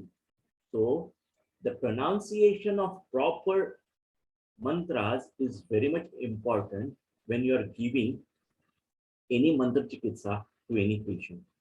So pronunciation causes positive vibration and it changes the energy. Your negative energy gets changed into the positive energy by enchanting the mantra, and mantra itself corrects the Akasha Mahabhut in your body. And as your Akasha gets corrected, automatically you come back to the normal state. Now I will give you few examples. You must have heard about Mahamrityunjaya mantra. Mahamrityunjaya mantra is considered to be one of the powerful mantras of Lord Shiva. If you look at the slope of that mantra, Trambakam Yajamaya Sugandhim Pushtivardhanam Urvarukamiyo Bandhanat Mrityor Mukshiyam Amruta. This is the Mahamrityunjaya mantra. That mantra itself says that we are paying tribute to the Lord Shiva who has three eyes. Trambakam, Triambakam, Triambakam. So who has three eyes. Sugandhim Pushtivardhanam. So he likes the Sugandha, that means good smell. Urvarukamiyo Bandhanat. Urvaru is nothing but a kind of cucumber. Elavaru, which is coming our Ayurvedic Chikitsa. So Urvaru is nothing but a cucumber. So as cucumber is simply gets away from its stem when it gets perfectly prepared, similarly, Lord Shiva will take us away from Mrityu, that means untimely death. But Mamrutam, Ma is for negation, Amrutam is immortality. So, if you have or your patient has untimely death, if he is going towards untimely death, the Mahamrityunjaya mantra will work on it. And if he has timely death, then Mahamrityunjaya mantra won't help in that situation. I will give one example of that. One of my patients was suffering from severe cardiac disease. He was in ICU, and doctor was saying that he might be there for a few days and so on. So when I checked his horoscope, I can feel that he might have more time. It is not that he will die in next 10 or 15 days. The planets were not suggesting that. So I just asked the relatives of that patient to start the Mahamrityunjay job kind of thing. So they called the priest, Gurujis, and they started enchanting the Mahamrityunjay job for him. Within a span of next 7 to 8 days, he started recovering back. He recovered back, he came out of ICU, he came back home. He was fit for next 2 years. And after that, he died. So what I am trying to explain is Mahamrityunjay Jap, it helped to stop that untimely death of that patient. But the natural death, the timely death can't be stopped because it's a nature. One who is born has to die some or other way. But if it's untimely, we can definitely protect it from that using that Mahamrityunjaya. And that's what the essence of that mantra is. Mrityor Mukshya Mamruta. Mrityor Mukshya, it is going to stop that untimely death, but it is not going to stop your immortality. So, timely death will be there, but untimely death, definitely you can stop. I will give another example of another mantra, which is called as Nirvana Shatak. Nirvana Shatak is a stotra given by Adi Shankaracharya. And you must have heard Chidananda Rupam Shivoham Shivoham is the tagline of that stotra. It contains 6 paragraphs, 6 stanzas, and it is called, that's why it is called as Nirvana Shatak, or it is also called as Atma Shatak. Basically, that stotra works well for to make your soul more and more pure, to make your soul more closer to that Paramatma kind of thing. So it's a kind of nirvana. Nirvana means going away from this samsara, going away from this Maya and all those things. So Nirvana Shatak is that kind of thing. I will give one example of Nirvana Shatak also. One of my patients was suffering from a last stage cancer. The doctor has stopped his treatment, and they just told the relatives that whatever happens, let it happen at home. But he was having a lot of pain. They are not able to manage the pain. The pain management they can't do properly due to some other reason, I don't know. So he was having a lot of pain. He was having a lot of trouble. He don't want to give. He just want to get away from all these things and all this stuff. So they came to me and I just advised them to do the Nirvana Shatak kind of thing. So by enchanting that Nirvana Shatak within a span of next 3 to 4 days, he died peacefully without any pain. So Nirvana Shatak was prescribed in a different patient where I can see that he is going to die within next few days, but by using the Nirvana Shatak, I just reduce the pain at the time of death. Why Mahamrityunjay mantra, if it is untimely death, we can stop that, we can just postpone that. So this is the difference between these two mantras. So we have to look at overall picture and then go ahead with all this stuff. Which kind of mantra has to be advised? Whether to use a particular mantra or not. So it depends on that. And depending on that, we can just advise our patient to go for this particular mantra or that mantra. So these are two very important examples for mantra chikitsa. Mantra is also called as Adravya Aushadha. Why it is called as Adravya Aushadha? Because we are not giving any medication kind of thing, any herb kind of thing, but we are giving just some kind of enchanting to that patient. And by using that mantra, we are creating some positive changes in that patient. And that's why mantra is called as Adravya Chikitsa, Adravya Aushadha. In Samhita, in Agantaja Unmada, Siddha mantras are recommended by our acharyas. Now we'll go to the next slide. In next slide, I just mentioned one patrika, one chart is there. It is a chart of a patient who is having heart disease. If you look at his chart, the Lagnesh or the first ascendant is Chandra. Right now you have seen in the last lecture that Chandra is more with the chest region that we have seen in the last lecture. So as this is a heart disease, again chest region is important. So, and he is also the first lord of the first house. So Lagnesh Chandra is situated in the fifth house in Scorpio. 8 number is there, which is not a good sign for Chandra.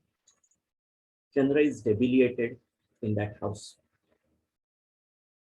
So the first house represents your inner energy, your Atma or your soul. So as you can see, the first house lord itself is debilitated. So automatically the inner energy or the soul is low in this patient. Also, you can see the sixth house. The sixth house has Mangal and Buddha. Mangal and Buddha are enemies of each other. And they are situated in the sixth house, which is the house of your disease. So that disease house is debilitated, your Lagna Sthan is debilitated, and it is more pronounced with your chest region. So the patient was having the heart disease. Only positive part in this chart was, if you can see, the Guru or the planet Jupiter was situated in 10th house, and its ninth aspect or ninth drishti was on 6th house. So the patient was protected. That means he will not die immediately. That's what the significance of this Guru represents. Now, if you can see, the patient is born in 1977. He came to me with this particular problem somewhere in 2011 or 12. So it was quite early in his age. He was having some heart diseases. So I started some medication. Along with the medication, I thought that the Ketu Bala was not corresponding to the Vyadhi Bala. That means his Ketu was not that strong to cause such kind of huge disease. That indicates that he must be having some kind of Karmaja thing. And as his Karmaja thing can be seen from this chart, I recommended him depart from the Rama Raksha. If you see the Rama Raksha is nothing but a Sri Rama Kavach. Kavach means a kind of shield.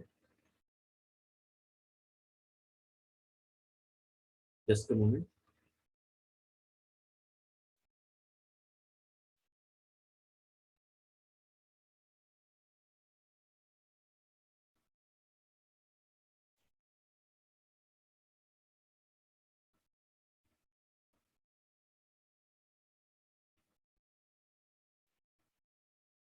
So Rama Raksha is nothing but a shield of Sri Rama. In that, if you look at the Rama Raksha, there are some shlokas from Shirome Raghav Patu to Patu Ramo Kilamutu. There are almost 5 to 6 shlokas there. It indicates that Ram should protect my head. Shirome Raghav Patu Bhalam Dashrathatmaja. My forehead has to be protected by Dashrathatmaja. Kausalya Drusho Patu. The son of Kausalya should protect my eyes, etc. In that, there is one verse called as Rudayam Jamadagnechi. Rudayam Jamadagnechi. That means one who has conquered Jamadagni, such Ram should protect my heart. So Rudayam Jamadagnechi. So I just advise that patient to enchant that Shirome Raghav Patu to Patu Ramo Kilambutu 11 times. Shirome Raghav Patu to Patu Ramo Kilambutu 11 times. And then he has to complete that Rama Raksha. I advised him to do that. After doing it for say almost 3 to 4 months, he started recovering slowly from the heart disease. After that, after a span of 6 months, he was fully recovered. He was able to do his household things, his work and all this stuff. So I just asked him to continue the same shloka for throughout his life. Now, always remember, when we see from the horoscope point of view, there are only few graha, few planets, they are problematic. Not all the planets are problematic. So whenever that problematic planets come in contact with each other, then only patient suffers. Otherwise, patient can lead a normal life. So after that, I started giving him a time span that particularly these 3 months will be problematic for you. These 2 months will be problematic for you. So try avoiding Ketus in during that time. Try avoiding particular things at that time. And till date, he is following the same. And till date, he has not suffered again from any kind of heart attack. And he's still continuing doing this Rama Raksha Kavacha every day. So Rama Raksha is such a powerful mantra that it can be used by any physician. Other Vedic mantras need some kind of santha and all other stuff, some particular things has to be followed when you are pronouncing certain mantras. That kind of things are there. But Ram Raksha is that kind of mantra which can be used by anyone. And that's why it is one of the most important mantra in the Ayurvedic Chikitsa in day-to-day practice. It can cover the whole body, right from Shirome Raghav Patu to Patu Ramo Kilambutu.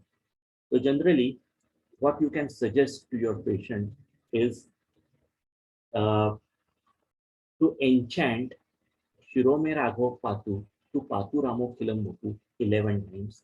You can ask your patient to take Abhimantrit Jala. For that, the ring finger of right hand has to be dipped in the glass of water, and you have to enchant this particular Shirome to Patu Ramo Kilambutu 11 times, and then that Abhimantrit Jala has to be taken by that particular patient. Anyone can do this. As a Vaidya also, to protect our positive energy, we can follow this thing. We can restore our positive energy by doing this thing. So Rama Raksha is very powerful tool as far as this Daiva Vyapashya Chikitsa is concerned. I will give another example of one mantra. It is called as Manache Shlok. It's in Marathi. It is written by Samartha Ramdas Swami. Manache Shlok, there are different shlokas which are combined together. So in pediatric age group or in the small kids which are suffering from ADHD or dyslexia or learning disabilities or what you can say, autism kind of thing. So in those patients,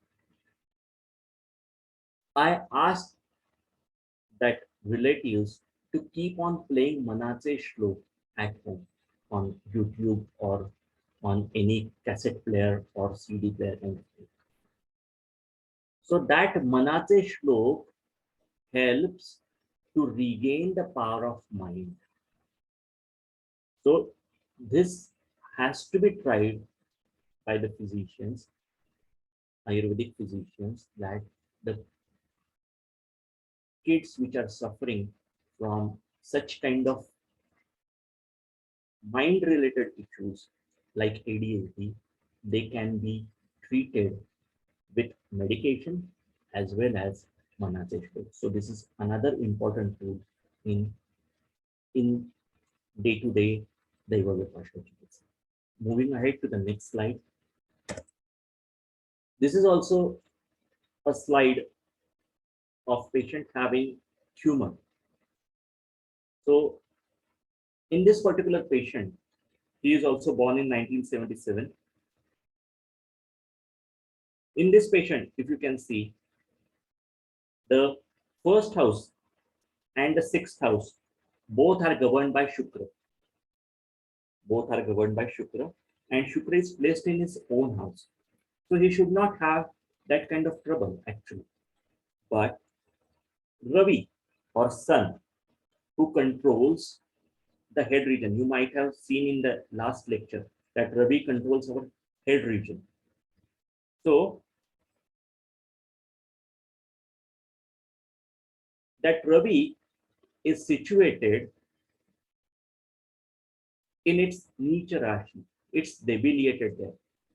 Ravi is situated in the Rashi where he is debilitated. And as he is debilitated, and Shukra is its enemy, so automatically there is problem with this particular patient, and he has issue with his head region, and he was having the head tumor. So in this particular patient, he was given a chemotherapy and radiation by the allopathic doctor. He was advised that he took few cycles of chemo and radiation, but after that he started showing some kind of side effects, and that's why he stopped taking that particular chemo and radiation. And then he came to me again.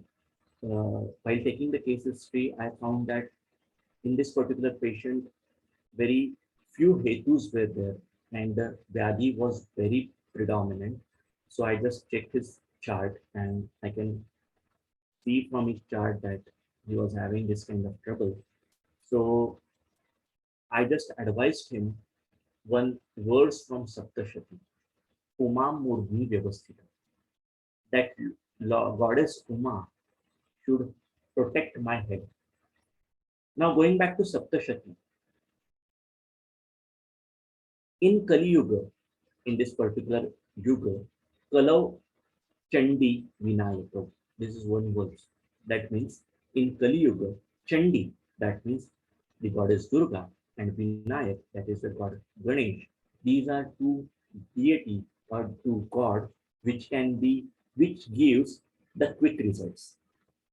In Kali Yuga, God Durga and God Ganesh gives the quick results.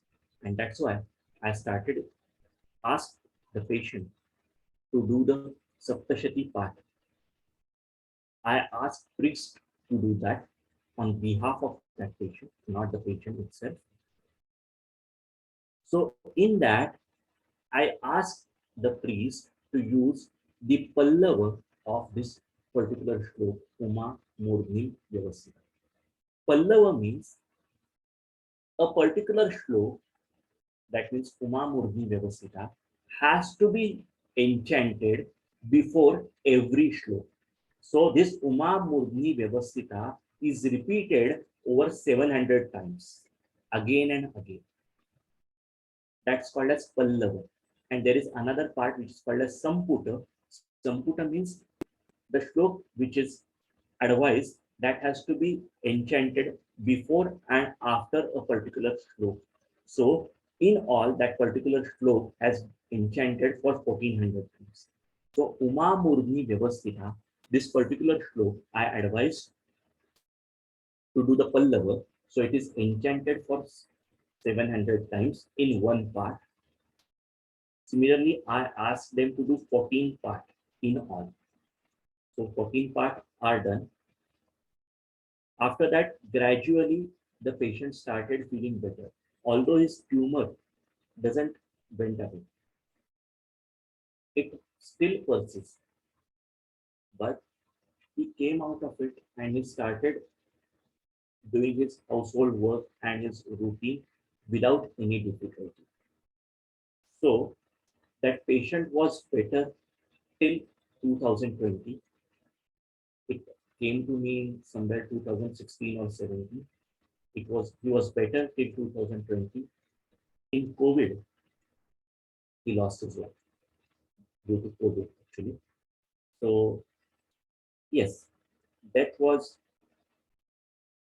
definitely there, but we prolonged it and he doesn't die due to tumor. He died due to some other reason. So this is another example how we can use a particular mantra with great effect. You have seen that there are different mantras given for different planets, which you have seen in the last presentation. So planets are considered to be like a soldiers. They are soldiers. They are nothing else but the soldiers. And you have to please the soldiers. Otherwise, they will attack you. So by doing the enchanting of mantras for different planets, we are actually pleasing those soldiers. And we are pleasing the soldiers, and by that, they will not harm us. So enchanting the mantras of Graha also beneficial in meditation. As Sir has suggested in the last lecture, that in undiagnosed diseases, Shani Upasana is very important. Similarly, in the diseases like Sandhigata Vata or Vata related disorder, Shani Mantra is very useful, or Shani Upasana is very useful. So you can advise your patient to do the Shani Upasana if he is suffering from long-standing bone-related disorders. Similarly, if patient has some blood-related disorders, you can advise him to do Mangala Upasana. If patient is suffering from some mind-related disorder, you can advise him to do Chandra Upasana. So similarly, those mantras are also very powerful and they give us a lot of positive results. So basically, mantra is considered to be one of the most important tools nowadays for treating the different kind of patients of Ayurvedic. Sir had just mentioned about Vishnu Sahasranam. So Vishnu Sahasranam is another powerful tool for treating Jwara. Abhimantrit Jala, by using Vishnu Sahasranam, can be used very effectively in high grade fevers. Those who are having high grade fever, for them, Abhimantrit Jala of Vishnu Sahasranam can help to reduce that fever and come back to the normalcy. So Vishnu Sahasranam is also very powerful too. Saptashati is very powerful. Rama Raksha is very powerful. Manasik Shlok is very powerful. So these are few easy examples of Mantra Chikitsa.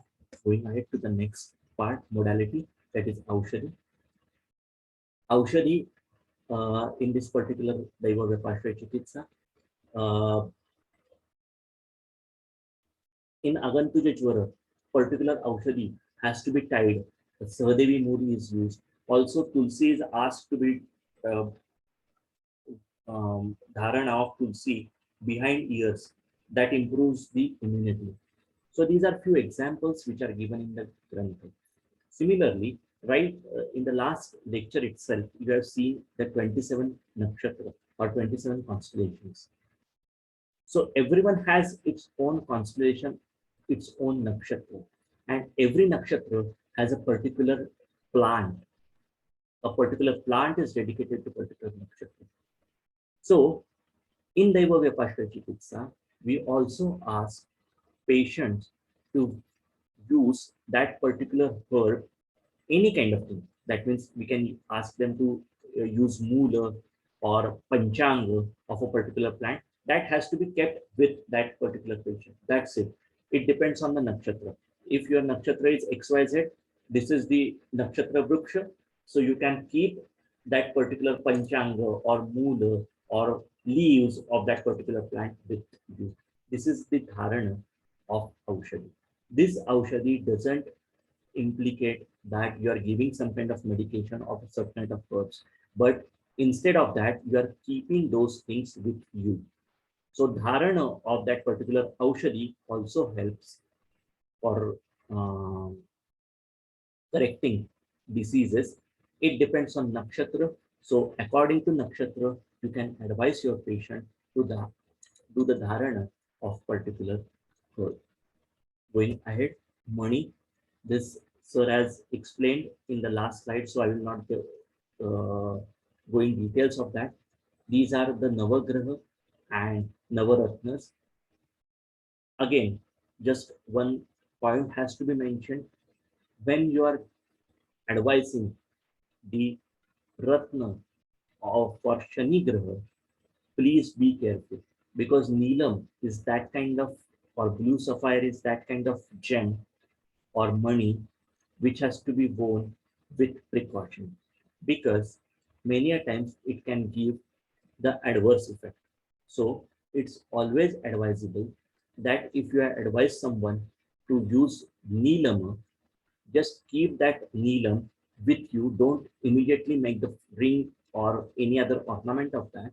Just keep that thing with you for 15 to 20 days. If anything bad happens, don't use that gem. Otherwise, if nothing happens, then you can go ahead and prepare the ring or anything, any ornament, and you can wear that. This precaution has to be taken for Neelam, because Neelam is very powerful and it can give very good results as well as very bad results. So you have to be very careful. Another point in context of this particular money kind of thing, if you can see a particular planet is affected, then the bhasma of that particular gem can be used very commonly. I use for Chandra as well as Mangala, because Moti and Pravala are comparatively cheaper, while all other things are very costly.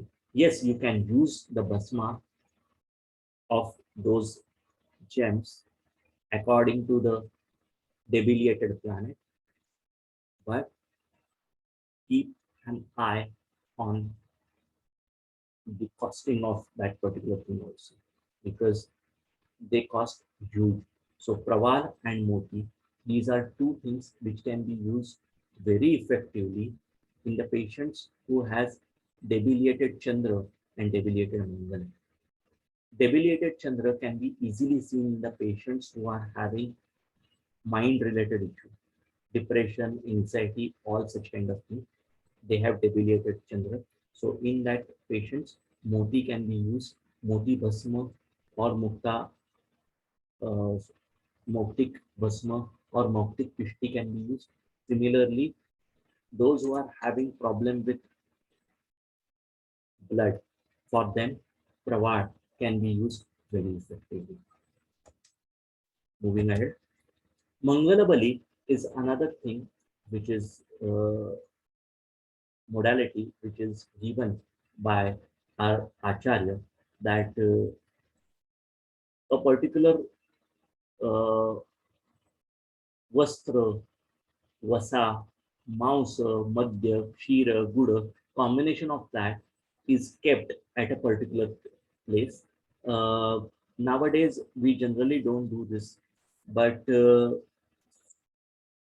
while doing any puja or any yajna or any homa, rice is cooked, uh, the yogurt is added on it, and black urad dal is added on it, and it is just uh, a kind of drishti to reduce the drishti dosh.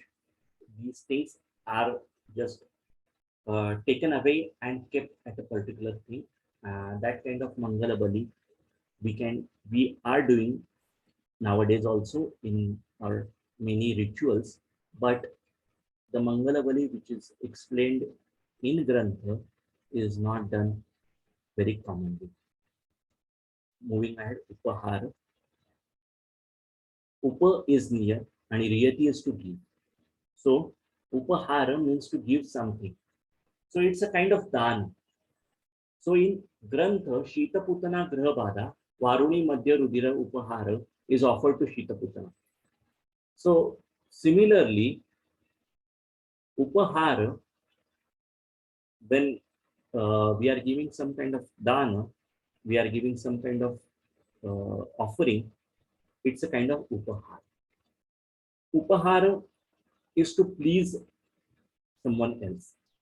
Nowadays, we use dana as one of the modality for Daiva Vipashya Chikitsa.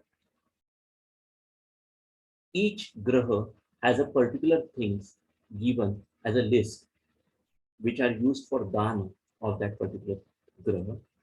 For example, Chandra or Chandra in dana, Suvarna is there, then rice is there, then white colored cloth is there. So there are different kind of list is given in Panchanga. And if the graha is debilitated or if graha is having a bad phase or bad dasha, in that time, dana of that particular graha is advised. Every patient for whom we are taking this Daiva Chikitsa, for that particular patient, a particular graha or a group of 2 to 3 graha are in bad position or in bad dasha, and that's why patient is having such kind of trouble. So while giving the upahara, you might have to give the upahara or dana for 2 to 3 graha, and that has to be given normally 3 times a year. I will repeat, dana has to be given for 3 times a year, and after that, once a year for next 5 years. This is the normal tradition which is followed. There is no exact reference for this, but this is the normal tradition. If you are giving dana to the of particular graha, it has to be given 3 times in the first year and subsequently once a year for next 5 years. So this is how upahara or dana is given. Homa or yajna is another part which is modality which is used for different Daiva Vipashya Chikitsa. In Raja Yakshma, Homa is advised. Similarly, Sushruta has advised Homa in Abhishapa and Abhichara. Similarly, Putreshti or Putra Kameshti kind of thing is advised in Garbha Garbhavakranti Adhyay for getting the particular Garbha. So Putra Kameshti or Putreshti kind of yajna is advised. Many people do this kind of yajna.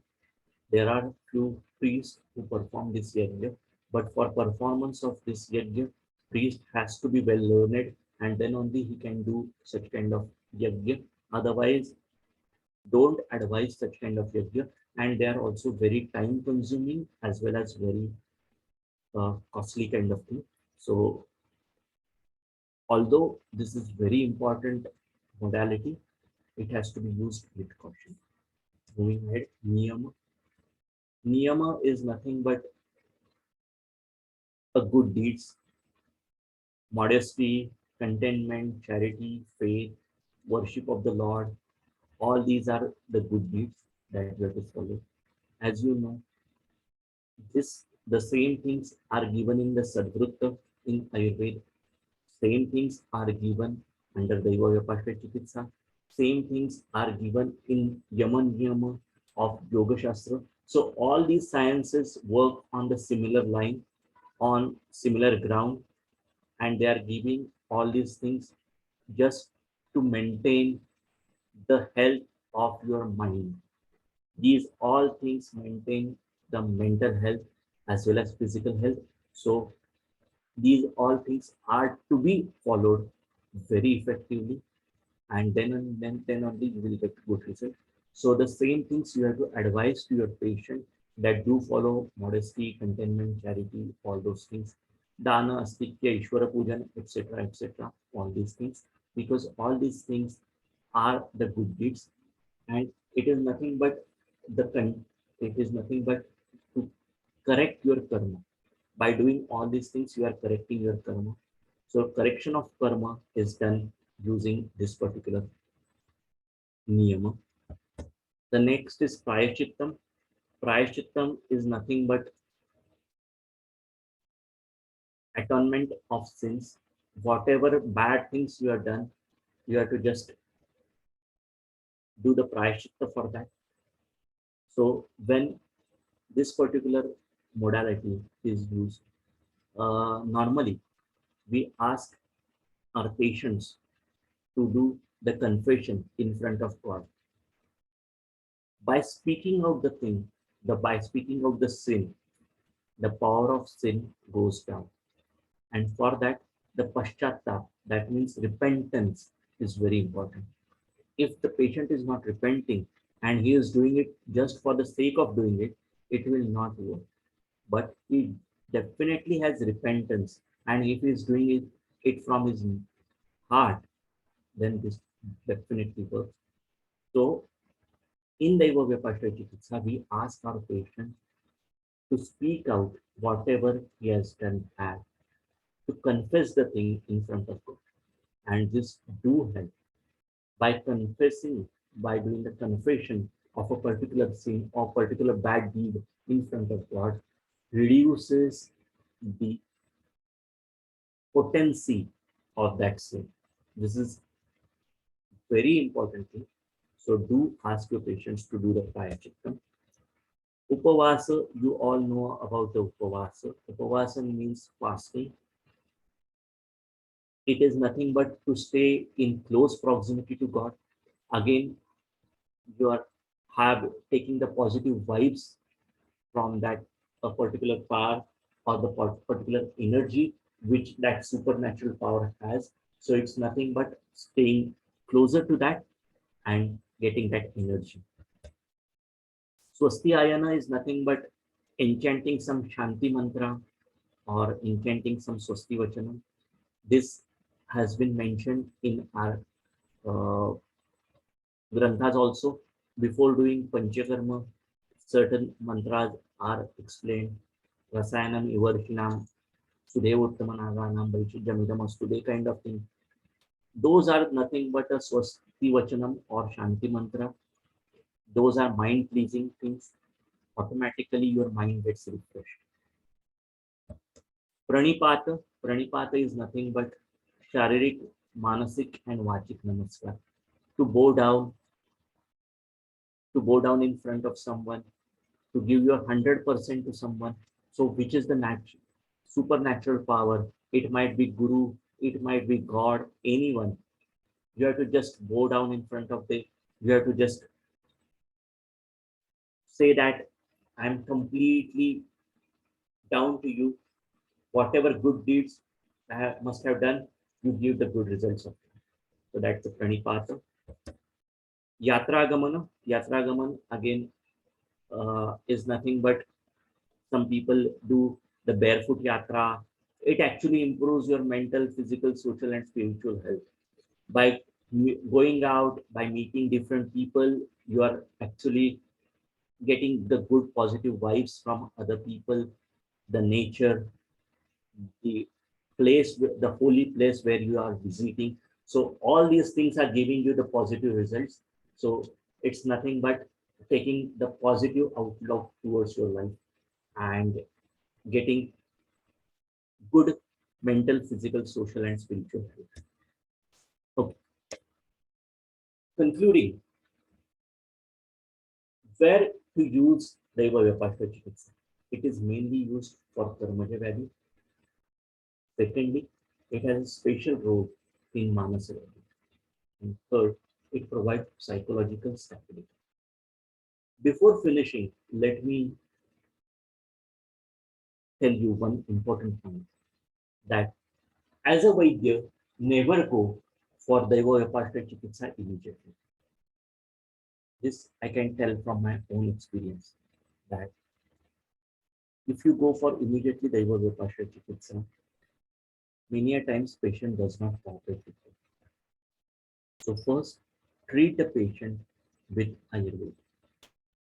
Diagnose the patient with Ayurveda. If you feel that the Hetu Bala and Vyadhi Bala are not matching, that means Vyadhi Bala is too high as compared to Hetu Bala, definitely think of Karma. There has to be some karma related thing, otherwise patient will not have such kind of problem. So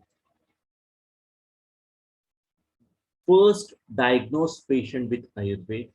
If you don't find answers with Ayurveda, then check for karma and Daiva Vyapashya. Don't immediately rush to Daiva Vyapashya. You will fall in trap. So this is my personal advice to everyone that first go for Ayurveda and then go for Daiva Vyapashya. Another important thing, Daiva Vyapashya does help in prognosis of a patient. I will just let you know from this example. This particular patrika, this particular horoscope, I used for Daiva Vyapashya, for prognostic value. One of my friend called me day before yesterday. His one patient was almost on the verge of death. He asked me whether should I start the medication or should I not. So I just checked the patrika, the horoscope of that patient, and I can see that in the sixth sublord is Rahu and eighth sublord is Shani. Both these planets are malefic. They are not beneficial. They are malefic planets and they are in a bad position in that particular chart. So I just advised him not to take this case. Or if you want to take the case, you complete information to the relatives that this is not very easy case. It can go worse in next few hours also. So my friend advised similarly to relatives. He counseled the relatives well. Then relatives allowed him to work on that patient. That patient died after 1 day. But this was very important at that point to know the prognosis of the patient. From Ayurvedic background, it was not looking very good. So I just checked with the chart and chart also showed the same. So Daiva Vyapashya Chikitsa can help you in that way also for the prognostic point of view. So this is also very important point as far as Daiva Vyapashya is concerned, it helps to correct, to understand the prognostic value. So these are few of the conclusions of my topic. Thank you so much. I am so thankful, so grateful, and so honored to present, to share my experiences with this August gathering. So I just want to thank all the organizers for allowing me to just share my thoughts. Thank you so much. Now I'm open for any queries, but we don't have too much of time. So if there are more queries, we can just, the organizers can send it to me on WhatsApp. I will just get it back to you. Thank you so much. Yeah. Only one query is there, sir. Yes. Regarding mantra chikitsa, why some of the mantras like Mahamrutyunjay and Gayatri mantra is prohibited by to be chanted by females? Yes. Is there any relevance, or can you please explain regarding that? Yes. Yes. See, both these mantras, basically, in both these mantras there is Omkar, and both these mantras have Shiva and Gayatri. Gayatri is again the salutation to the sun. So both these mantras have Agni Tattva in it. And female, if you look at the Artavam Agneya. So automatically these mantras are going to increase the Agneya Tattva in female, and by that their menstrual cycle might get disturbed. And that's why Gayatri mantra and this particular Mahamrutyunjay mantra are prohibited for female because they are Agneya in nature, and Agneya mantras does cause problems to female. Thank you, sir. I hope that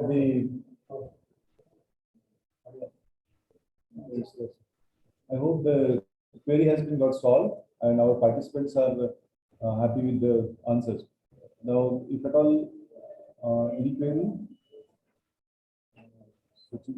how mantras act on any organ or any system? Okay. Is there any pathway like nerve pathway? Any conclusion by research? Okay. As I told you, basically mantras work on the Akasha Mahabhut.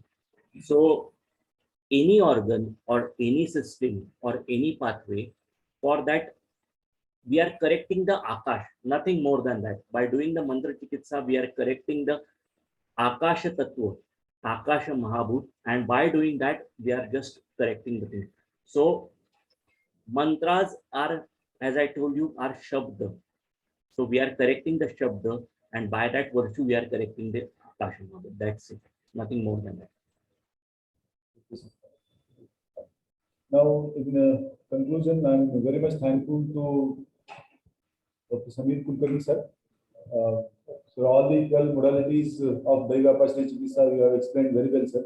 And we have also got some ideas regarding utilization of Vishnu Sahasranam, Manache Shlok, Ram Raksha Stotra. We can, in our daily routine practice also, we can utilize these modalities or these means to give some relief to the patient. Those children who are suffering with ADHD and all that sorts of problems. We can similarly for the all, this is a new concept. We have understood that we can do the Mangala Upasana and Chandra Upasana wherever there is some blood disorders or some psychologically disturbed patients. So we are very much thankful. On behalf of Dr. N. Magdum Ayurvedic Medical College, I'm very much thankful to Dr. Samir Kulkarni, sir.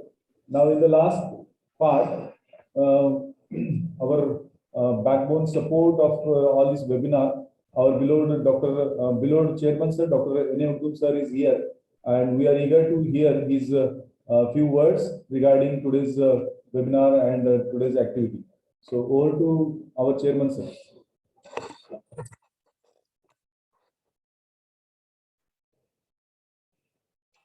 Good afternoon, everybody. First of all, wish you a happy Independence Day in advance. As a part of 75th Independence Day and a part of celebration of Azadi Ka Amrit Mahotsav, our Department of Ayurjyotish of our Ayurvedic Medical College has successfully organized this webinar on the medical astrology today. I congratulate the principal and head of the department and the faculty members who have supported all this event. I congratulate once again, and at this stage, I would like to tell you, as Ayurveda explains, Trivida Chikitsa Siddhanta, this science utilizes almost all means to give the relief to the patient and give the relief to the sufferers. That is the reason Ayurveda only doesn't rely on the medicines. It utilizes all the resources, and astrology also, as just now you heard about astrology, medical astrology, and the techniques of counseling and all other things. Now, what has happened is, nowadays, most of the physicians, some of the physicians fails to diagnose and give a treatment to the patients, as in this situation, as Ayurveda explains regarding medical astrology, our department has, Kayachikitsa department has conducted the webinar successfully, and I wholeheartedly congratulate our Dr. Samir Kulkarni and Dr. Gohar Vatsayanaji for wonderful experience they have shared with all of us. I really happy and congratulate these two faculty members also. And with all these things in this webinar, the whole country, in all the states of the country have participated. And apart from this, other than our country, some of UK and other countries also have participated, like Nepal and UK and all other countries. And from the Karnataka state, UP, MP, Chhattisgarh, Goa, Telangana, Kerala, Haryana, Punjab, Gujarat, many other states have participated. And I heard that this is most useful for the practitioners and the students also. Once again, I congratulate the department and the principal and HOD and faculty members. Thank you.